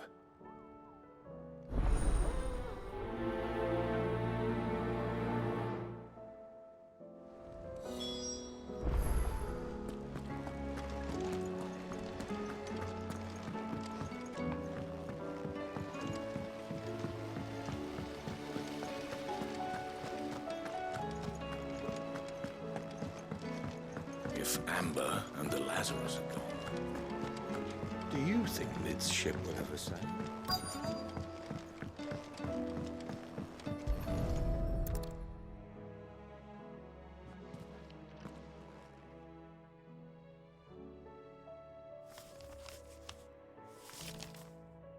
This looks like it's from Sid's old diary. But you'll already have read it. I'd better keep looking.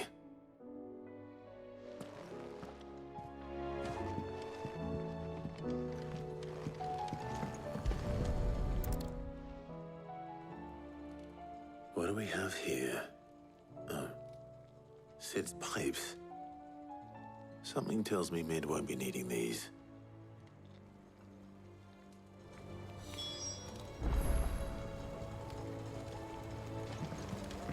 We've had no word from Canva for days. Please tell me Mid... I remember seeing this doll in Sid's cellar. I wonder if it was Mid's.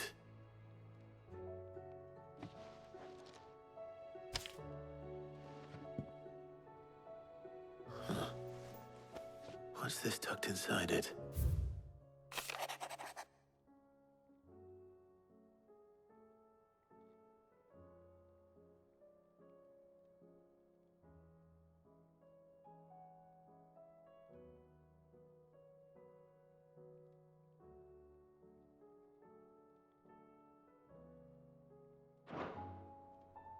Sid's best invention. Huh. That sounds promising. So Sid hid something in Mid's first opus. What would that be? Perhaps Otto might know.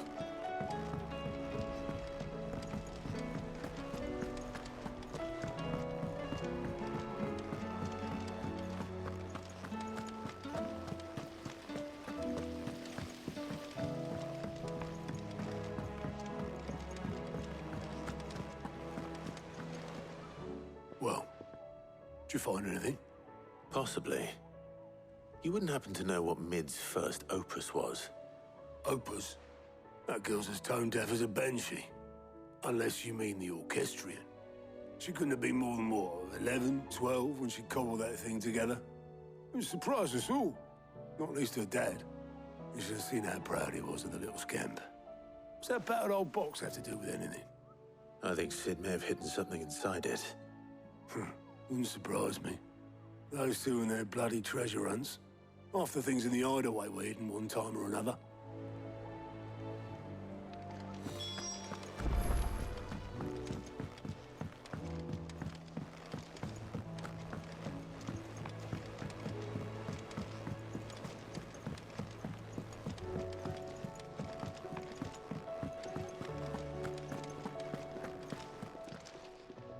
Aye, it's a dangerous world out there.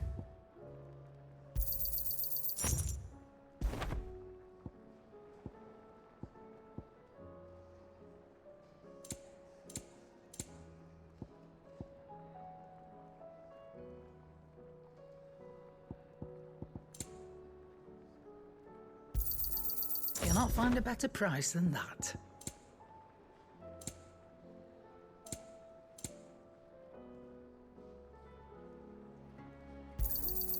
It'd better all be here. You'll not find a better price than that. Is that all? Trouble with your gear, or something for you, do you? Not bad, if I do say so myself.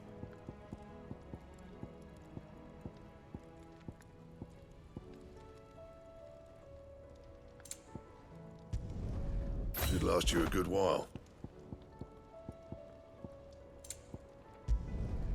No scratches, all right? Don't waste my time. You ain't got the stuff.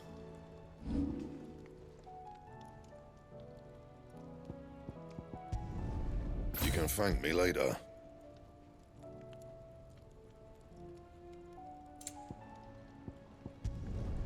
Yeah, that should do you.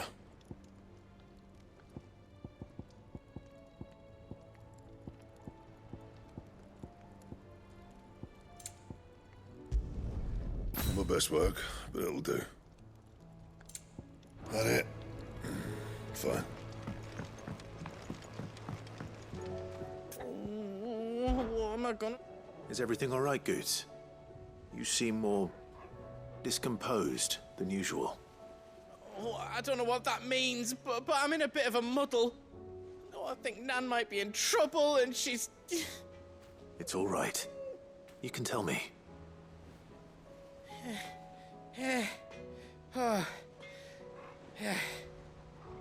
There was a trader came by. One of our usuals, like. Said he'd heard some rotten rumours about her down Dallymill Way. Folk are saying she's been selling to bandits and cutthroats and that. I mean, she's fond of a chance to make a coin or two, aye, but she'd never do business with baddies. Especially not the kind who go hurting people who haven't done out. I wanted to ask her about it myself, but I'm scared she'll give us a tongue lashing. She'd never give your tongue a lashing, though, would she? Don't worry. I'll speak to her. Oh, thanks, Clive. You'll let me know what she says, won't you? Of course. I'm sure it's all just a misunderstanding.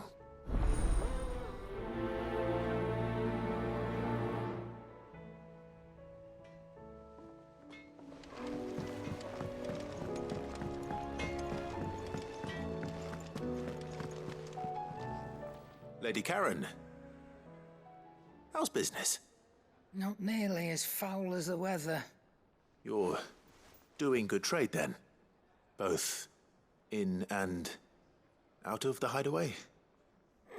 Can't complain. Wait. What exactly are you getting at? Not once in 5 long years do you pay my affairs half a care, but here you are today, raking me over the coals like a bloody popoto? Just asking. Out of interest. All right. I'm here because I was told that certain rumors have been circulating. About you selling weapons to brigands. Oh. Are you? And who was it who knows me so well as to tell tales of my evil exploits? I didn't exactly hear firsthand. All I know is that someone in Dalimil has been spreading word to that effect. And what? You believe it? You think I'm profiting off the blood of innocents, do you? Look, I've done things I'm not proud of. Might be there were a time when I turned a blind eye to the wretchedness of the world so I could line my pocket. But that woman is no more. And you'd know that if you'd ever paid the slightest bit of notice. You're right, Lady Karen. I apologize. It was wrong of me to doubt you. No, it was. Now, I reckon you've got better things to do than pointing your do-gooding finger at a poor old woman. Of course. Good day.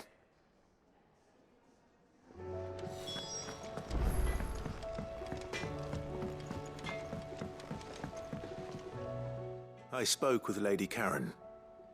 What did she say? That the rumors were unfounded, and that I was a fool for thinking they might hold any truth, along with some other things that made her feelings clear. And while it sounds like she may have done things she regretted in her past, she says those days are behind her. Oh, well, that's good. I knew Nan wasn't caught up in out bad. But why would people say she was? What did she ever do to them? It's not right. No, it's not. But people do things for all sorts of reasons. Perhaps we'll never know. Well, I'm going to find out. That trader, he said they were all talking about her in Dalimil. So that's where I'm going. I'll find someone who'll tell me, you'll see. Are you sure that's wise? Whoever's spreading these rumors means Karen ill. Oh, right.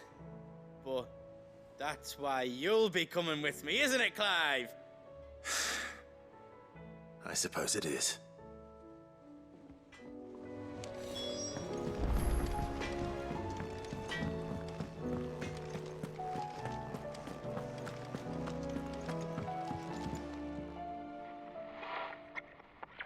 I didn't break it.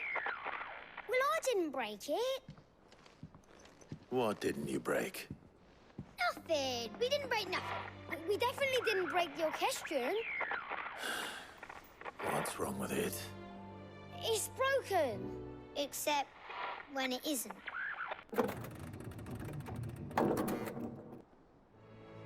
See? And you had nothing to do with this? Nope, nothing. We just wanted to listen to all the songs at once. So we pressed all the buttons. Like this.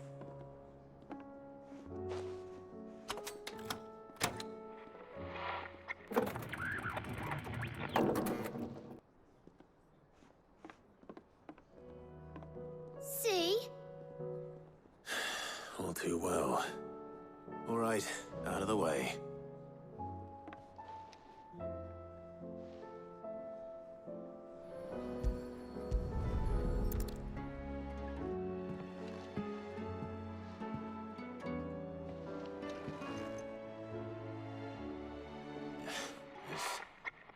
Something caught on one of the gears. Did you break it? Can you fix it? No, I mean, yeah, yes. There. How about now? You fixed it! Sid fixed it!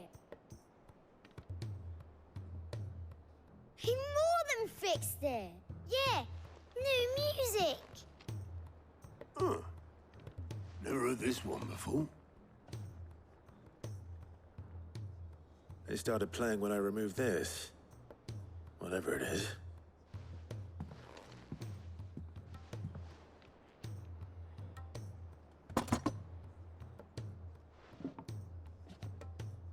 Well, don't look at me.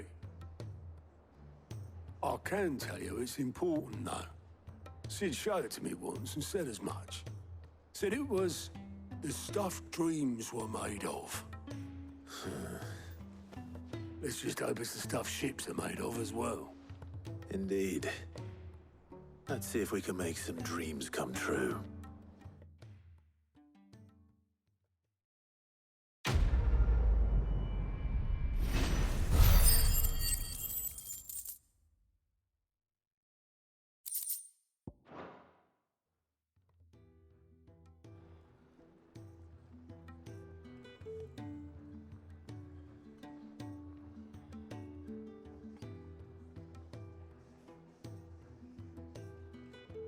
Just the two I was looking for.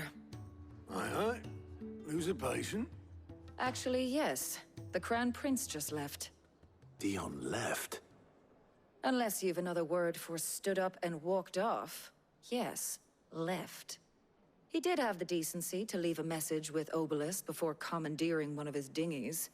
Should we go after him? No. We're not the Prince's keepers. He's free to do as he sees fit. I'd rather he did so in bed. His wounds are nowhere near healed. Much like yours, I suspect. Otto told me what happened in Canver. What is it with this realm's princes and their aversion to rest? Ask me when I get back. Though I may be sometime. Then at least try to stay safe. And if that fails, try to stay alive, eh?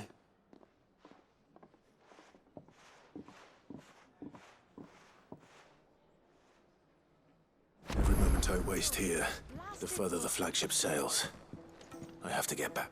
Here, you put me in this situation, Clive. You can bloody well get me out of it. I need a hand with a recipe. Are you sure it's me you're looking for? I'm not much of a cook. I'm all the cook will be needing, thank you very much. What I want from you is a little of your time, right? Oh, and perhaps your sword.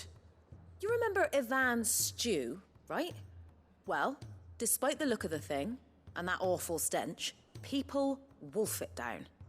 So I thought I'd try making one of these supposed masterpieces myself. Had a peek at the book and gave it a go, but, well... It wasn't as straightforward as you'd hoped. Ivan had the same problem. Yeah, but this is my blooming kitchen, and I will not be outdone. So if you don't want to be seen as playing favourites, I suggest you lend me a hand. I've never been one to play favorites, Molly. And I would be only too happy to lend you a hand. So, what's on the menu this time? A fried mortress of skyworm.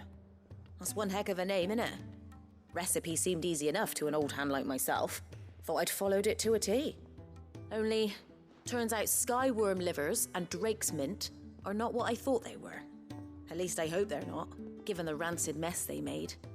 Ivan said the recipes in the culinary pilgrimage date back centuries. Who's to say the ingredients even exist anymore? Wow. That's a question for a scholar, wouldn't you say? Perhaps you know of one? Kindly old fella who haunts the shelves, maybe? Fine. I'll go and speak to Harpocrates. Perhaps he'll know something. And if he does, I'll see if I can find your ingredients for you. You do that. Lest we forget, you've got a reputation to uphold.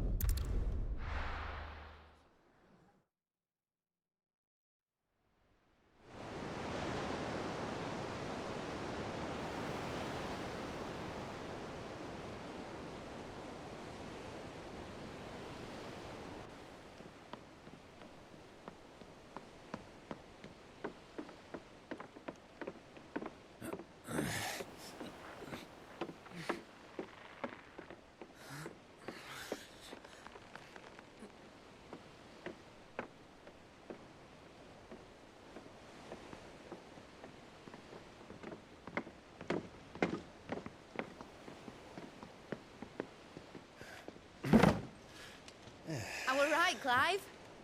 My dad had it all worked out. He'd be proud of you, Mid. His writings may have helped, but this achievement is all yours. Can we catch them? The Ainayar's one of the largest, fastest vessels ever built. And it won't help she has the wind at her back.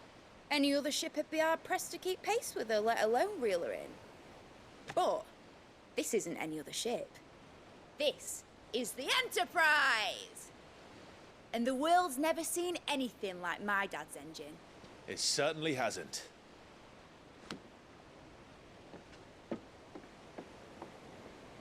Clive, what do you know of Barnabas Tharm? Only what the bards sing. That he sailed to Ash from southern lands. That it was his mastery of the blade which won him the throne. And that his sword, Odin's sword, can sever the very threads of creation. But don't lose any sleep over a last tilt.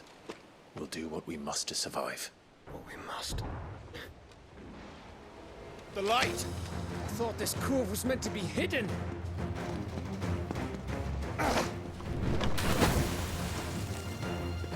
Mid! Company! Eh? We'll hold them off until the ship is ready. But hurry! Bollocks! All hands! Man your stations!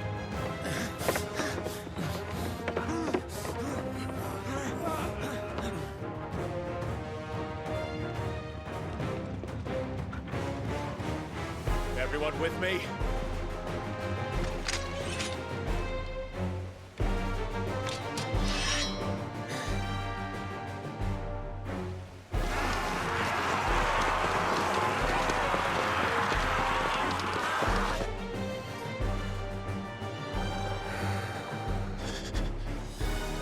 Here they come.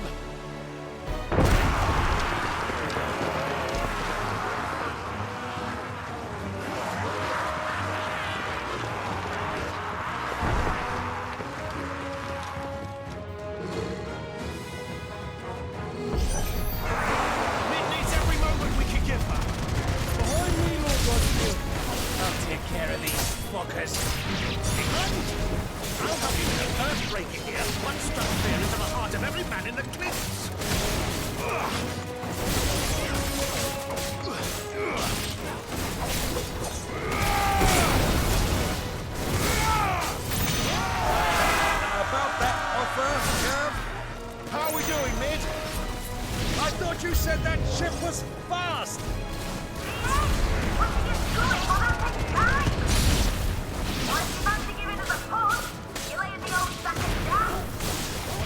Old? I haven't done this alive in 20 summers! Come on then! Which of you lot fancies meeting Ogre Killer next?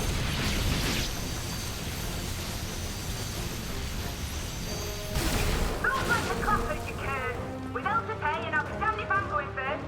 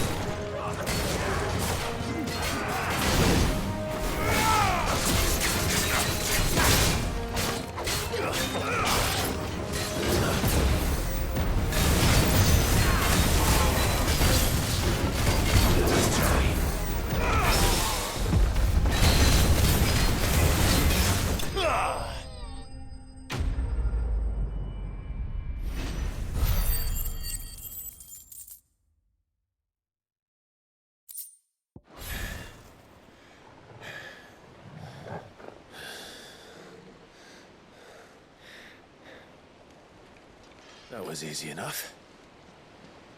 All right, you lousy lot. Get your asses on board. She's ready to sail. You heard the captain.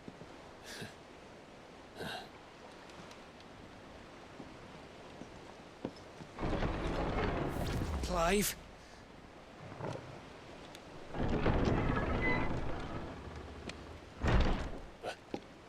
But I thought he was...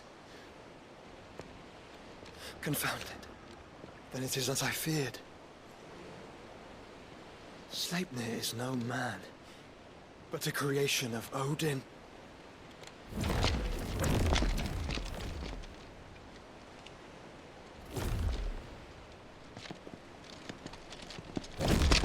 Phoenix's fiery fundament. Have you no normal enemies?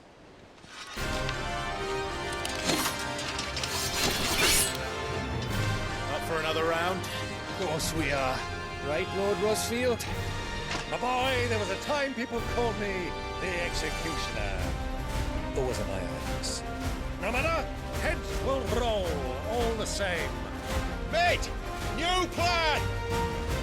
You leave! We follow! Follow? Swimming, are you? Oh, bother me! Weigh anchor! Engine's dead slow ahead!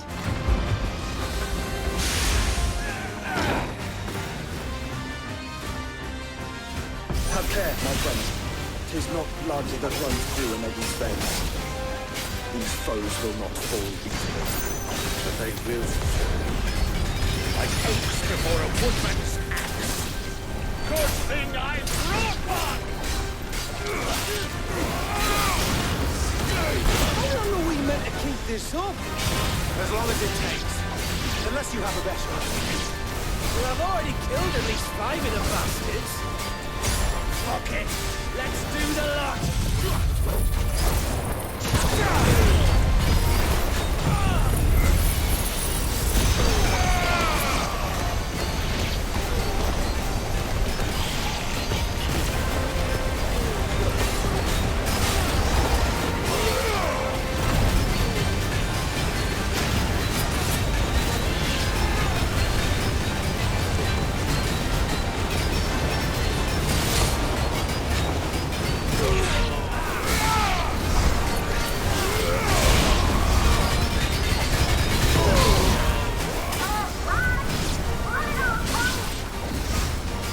Should we make for the ship?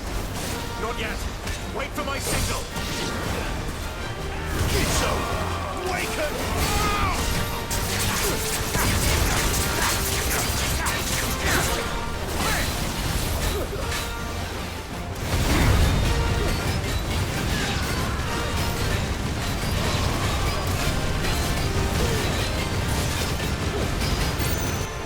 In your own time, Clive!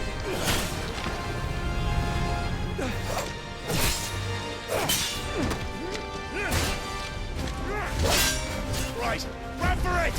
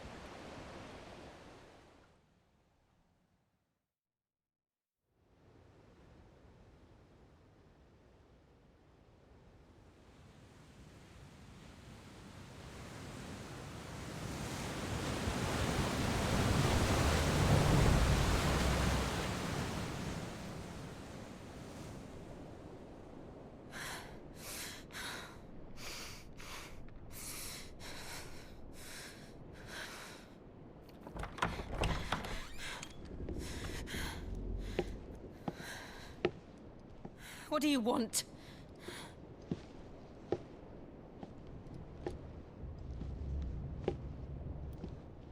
That's quite a mess you've made. And wholly unnecessary. You are my offering to Mythos. I would not see you damaged.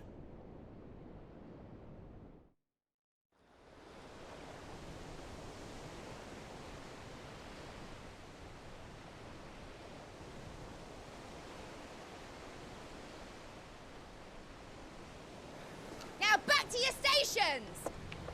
Every bell spent treading water puts another league between us and the galleon.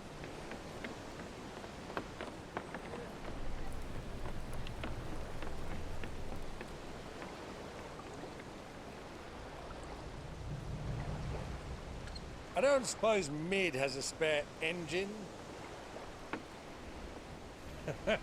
Since you rose from the grave, my fortunes have plummeted. Are you absolutely certain of this quest of yours, Clive? The foes you face are as terrible as they are numerous. Aye. And they'd have us live and die on their terms, which should answer your question. Ha! You have that same stubborn look as your father did when he set his mind to something. On the battlefield, I am but a single axe. A deadly one, mind, but a single one nonetheless. Yet what you require is 1,000, and I believe my old friend in Randalar can provide them.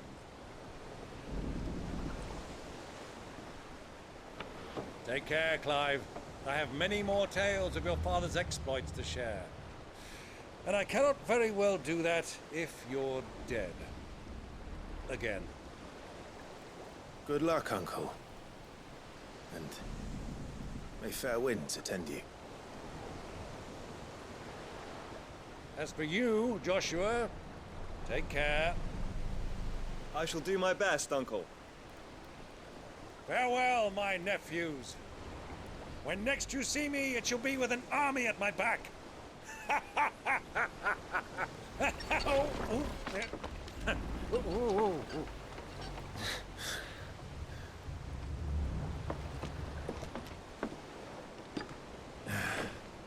Cheerio!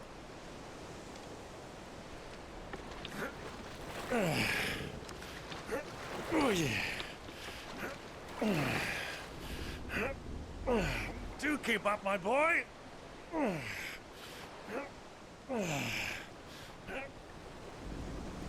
Well, we can't have him showing us up now, can we? We would never hear the end of it.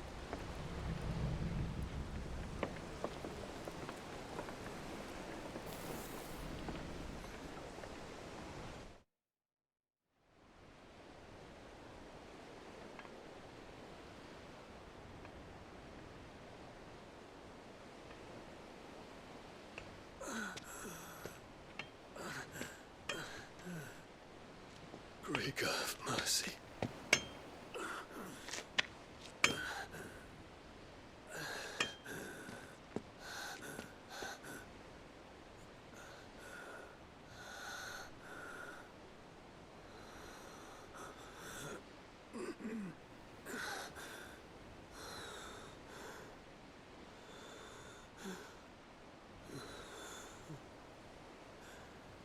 All this.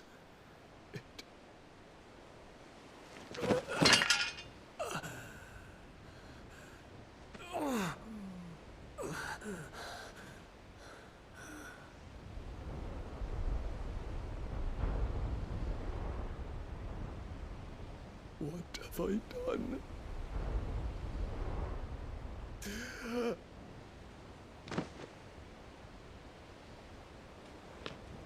My lord.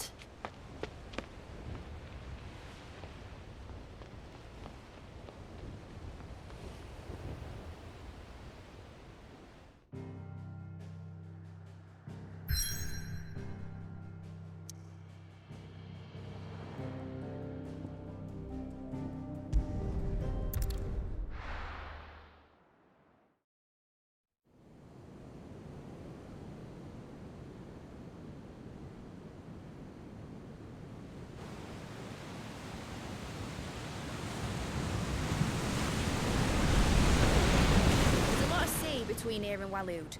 But any ship heading north has to round Zemeckis and put through the Narrow. Maintain our current bearing north-northeast, and we'll catch the Black Galleon before she vanishes again. What's to prevent her from circling around Ash from the south?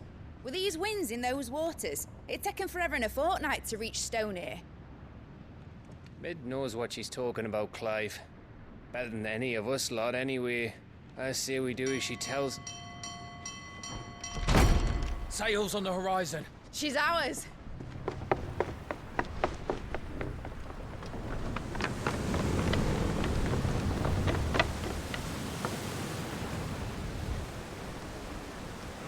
Look alive, boys! Full ahead! And keep those furnaces fed! Aye, aye! Do you feel that? Jill. All hands! Battle stations!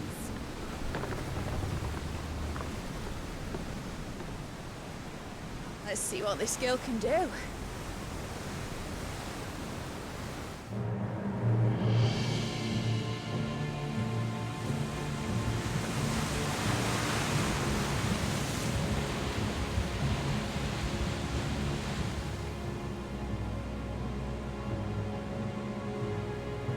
Where one leads, so does the other follow.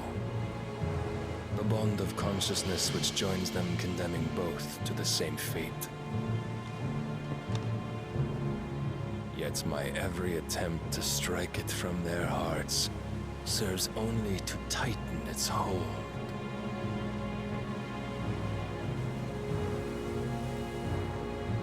Fascinating.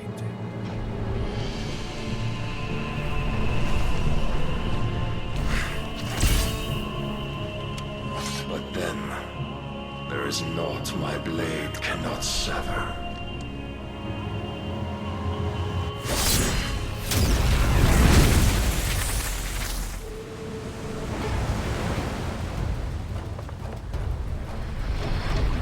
Great Grigos, gosh!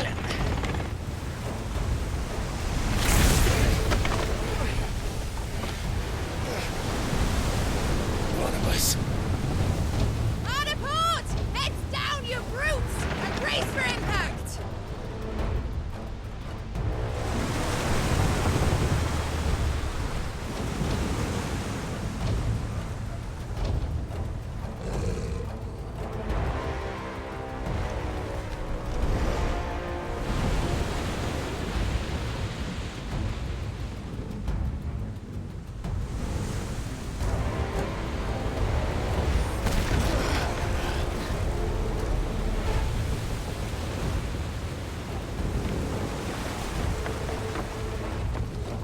It's now or never. I'll find her.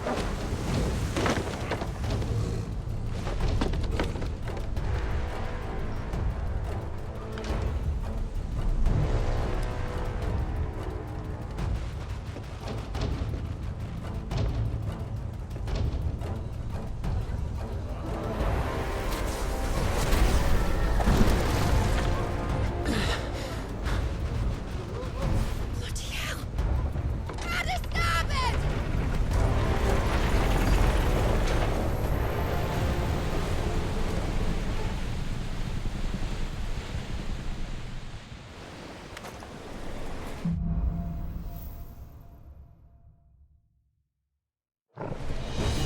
Where did you hide her, Barnabas? Cut him down!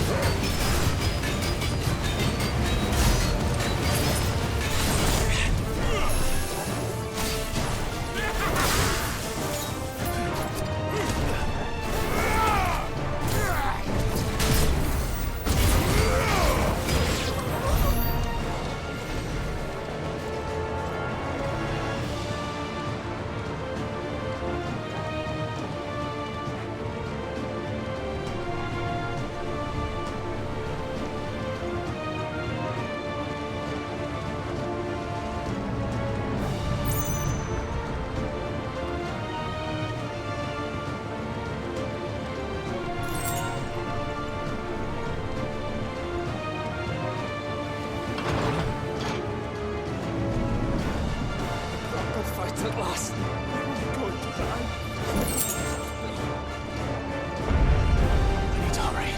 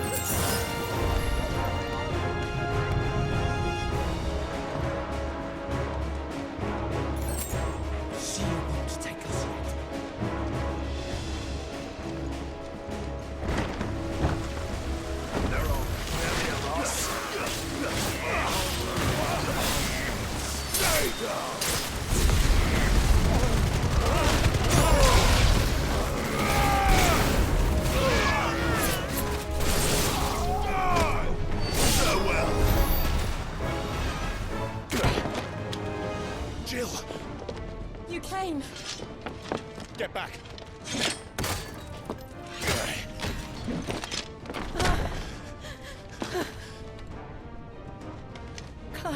How did you... I'll explain later. Hands.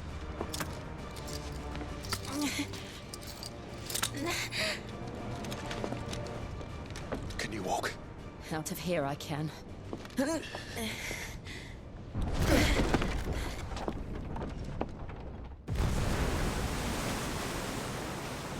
Stand still! Phoenix. Are you not the dominant of fire? I see naught before me but a guttering flame.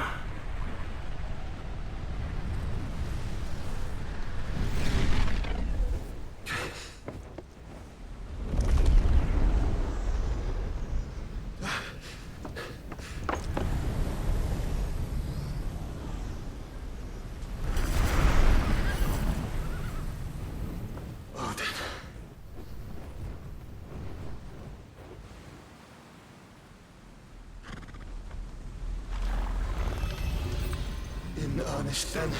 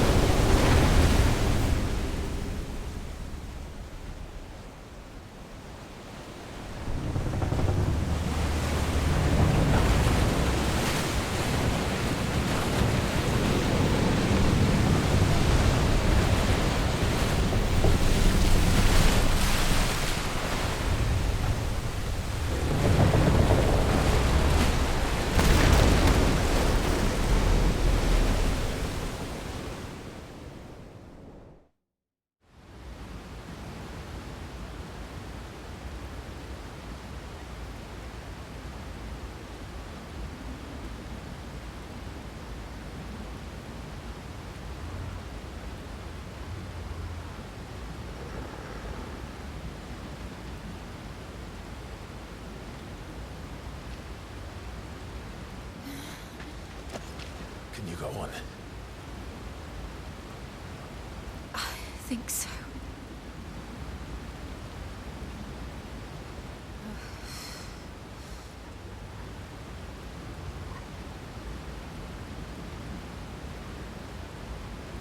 But to where?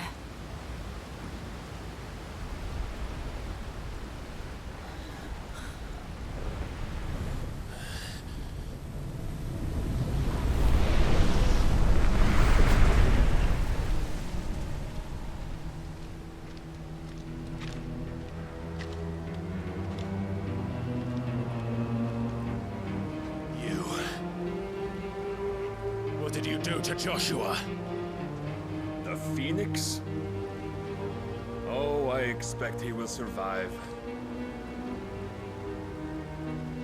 This consciousness in which you coil your feeble souls is grown thick with desperation. And thus has my master turned to my blade.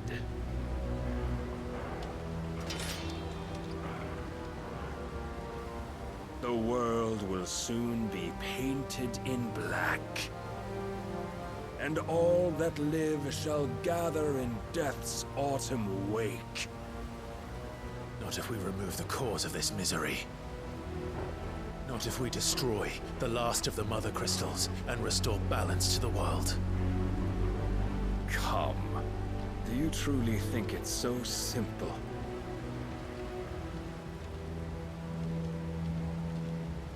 The blight is inevitable. Not even the Almighty might stop its endless march. Your efforts will avail us naught. Naught, that is, but suffering. You must embrace the truth, Mythos. Accept your place with the Lord. Keep it. As long as there's a chance, there's a choice. ever led astray by your blind resolve.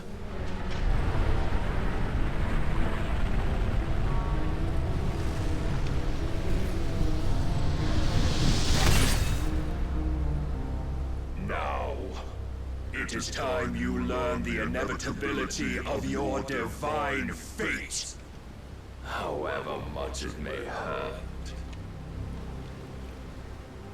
Get as far away as you can. Clive, no. Trust me, Jill.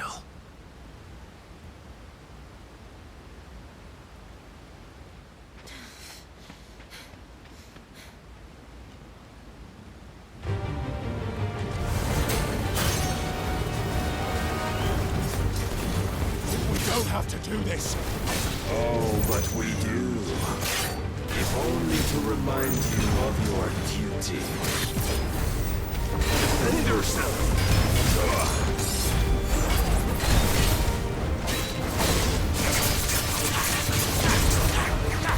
In the short time since our last meeting, you have grown much. Yet as a vessel, I fear my lord will still find you lacking.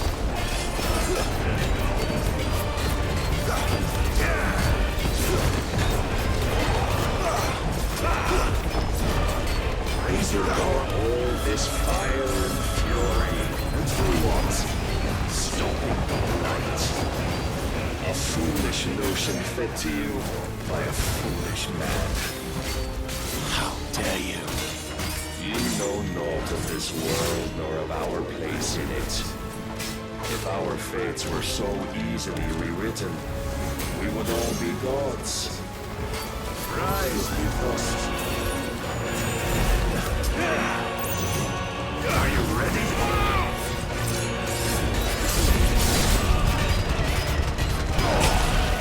I have seen enough. If reason cannot sway you, there are other means of persuasion that might.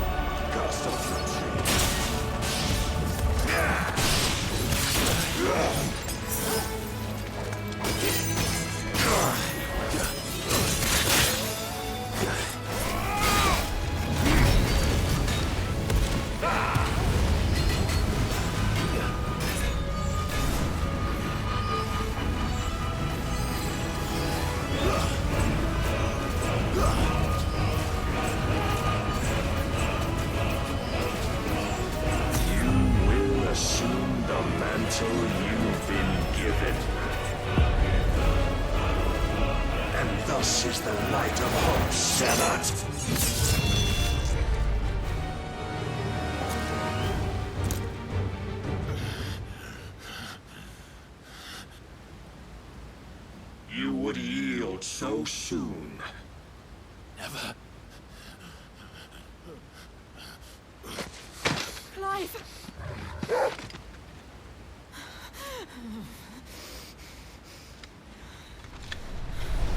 Do you not see?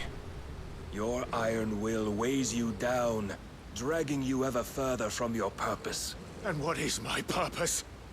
Mythos. Who are we? What are the dominants? The breath of the Creator still warm on our lips. We carry his light that we might guide the masses in his name. We are but mighty acts of God. We are more than that. You would be nothing without what he has granted you. The power we wield is his, and yet every time we draw upon it, it wears away at our very being. It breaks us. It unmakes us. that its immaculate aspect might reveal itself. The icon. It is too much for even his chosen few. Apart from you, Mythos. You wield the might of many, yet your body does not answer for its avarice. What are you saying? What I am saying is that we dominants are a means to an end. We were created for you, that you might drink deep of our strength and thereby fulfill your divine purpose. Which is? To feed. As you would know, could you only look beyond the walls of your prison of self-regard. As long as you choose to ignore this, you shall never penetrate my defenses. Still, you may take solace in the fact that you are not alone in your plight. The chains of volition shackle all of mankind, but there is yet cause to rejoice. For the Lord, in his mercy, has taken pity on his flawed creations, and shall see them restored to their proper forms. And what exactly would that be? Why, loyal servants to God. No. Manners, Lord Rossfield? They are men, like you and me. Albeit ones unburdened by the wills that drive our kind to madness. They are pure. They are divine. You mean to turn everyone Akashic? Not turn, Mythos. Turn back. For too long has mankind been led astray by their clamorous wills. It is time they return to a world of quiet equality, where they might once more know salvation. Salvation? And abandon everything we hold dear? We don't need your salvation. We'll save ourselves, and we'll do it on our own terms. Not yours, and not your gods. With every defiant expression of your will, the tighter the chains of consciousness become. But perhaps that fact may be put to use.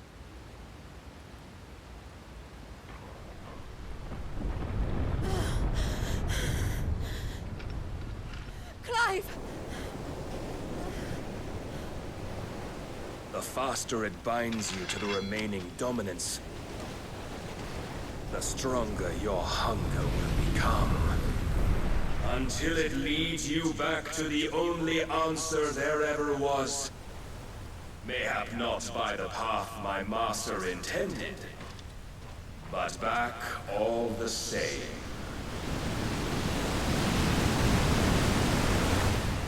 Ash is not far. I could freeze a path. You're in no fit state. Probably not, but I can try.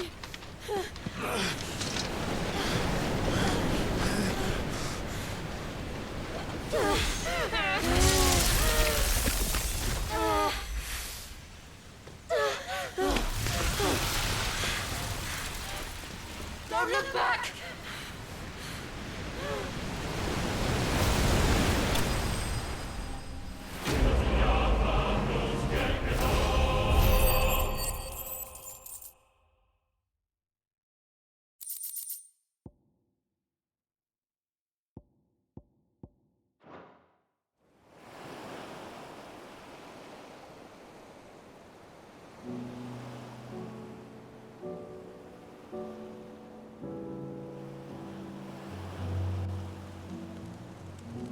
I hope the others are safe.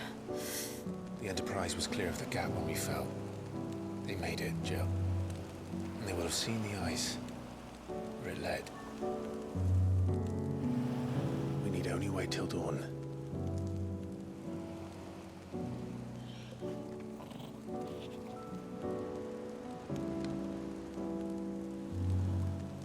This is the second time Barnabas has bested me. I'm powerless against him. And maybe there really is nothing else for it but to give yourself to his master.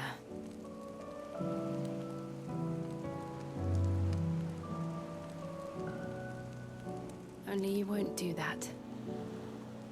The Clive I know would never do that. So you believe?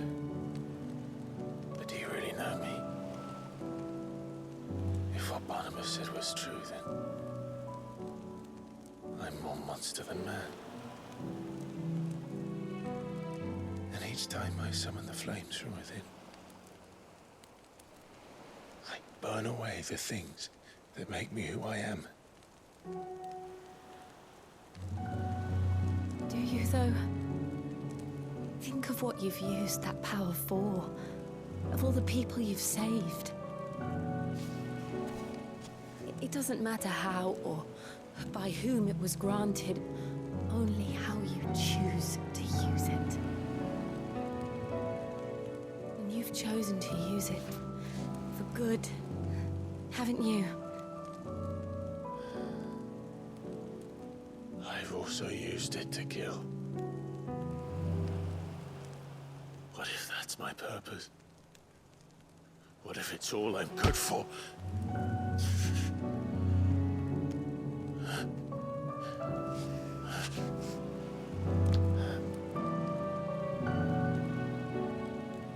You're still that same boy I grew up with. Always so eager to save everyone around you, and yet always so alone. Because you failed to realize the one thing that needed saving most of all. You, Clive. You. You never once took the time to save yourself.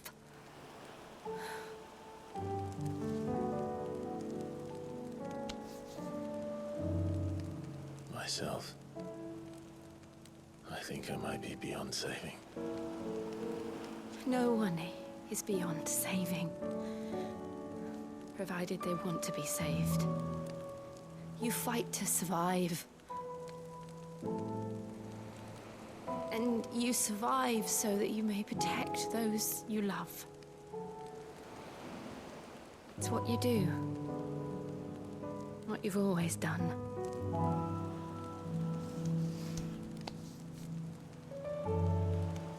And I know you're not about to change. So I'm going to help you.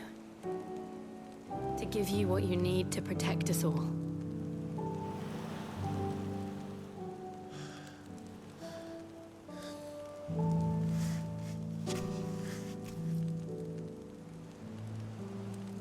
Jill. Are you sure?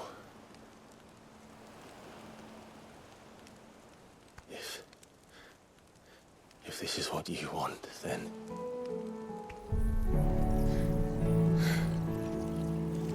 Don't worry, Clive. It is.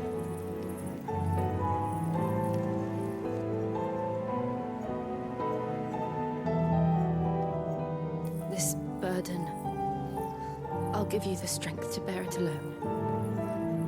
But I'm not alone. These burdens I carry, my sins, my pain, my sorrow, I see now that they are all a part of me.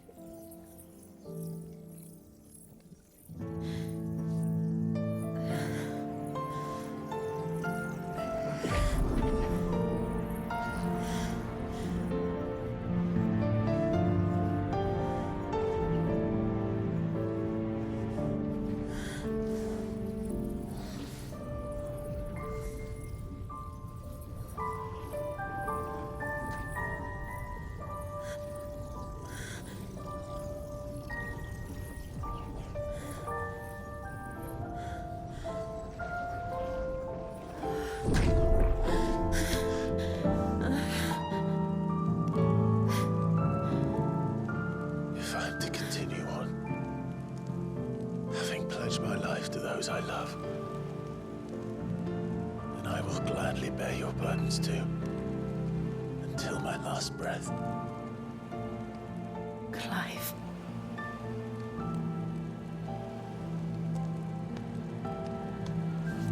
I promise you, Jill,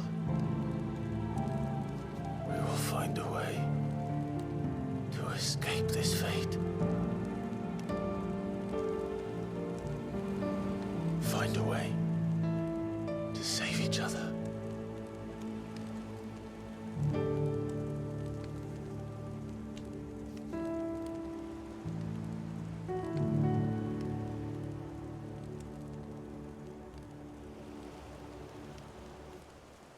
That we might one day look upon the moon again, together.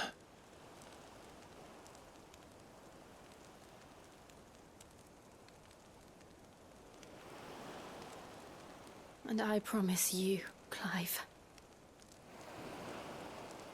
that I will be there, no matter what you must become. I know.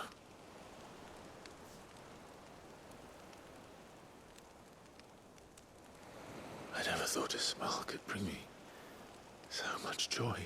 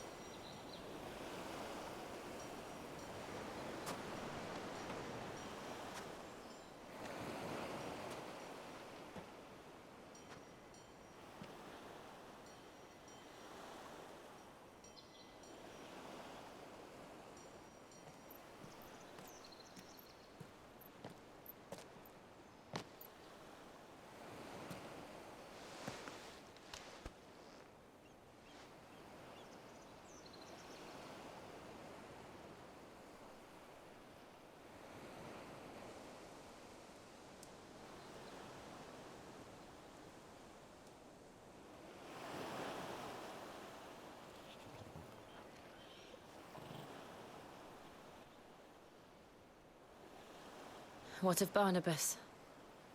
Do we pursue him? No. Our paths will cross again soon enough. Whether we like it or not. Besides, there is something we must do first.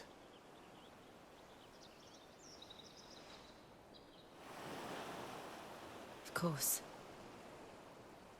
Drake's spine. The last Mother Crystal. The Einherja is at the bottom of the sea. Waloed won't dare move on Storm without her. But they know we're coming now. We'll need a plan. And a damn good one at that. Then let's go home and find one. Ash will have to wait.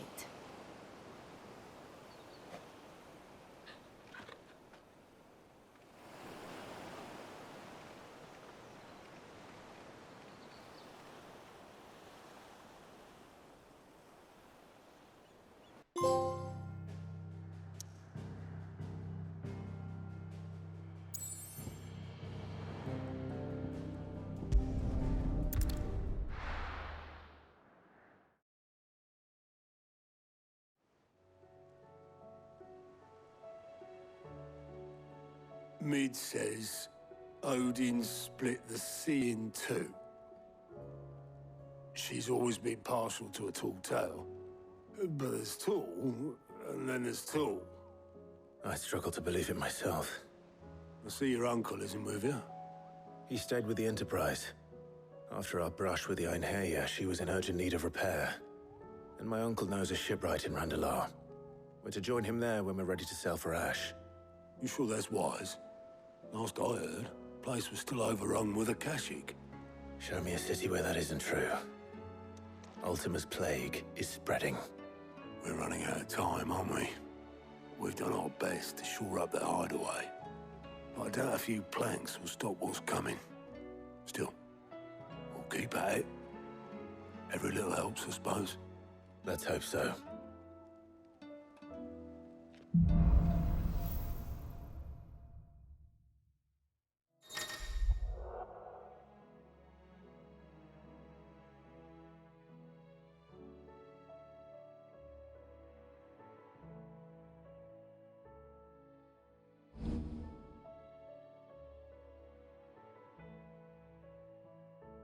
I should visit Joshua, assuming Talia will allow it.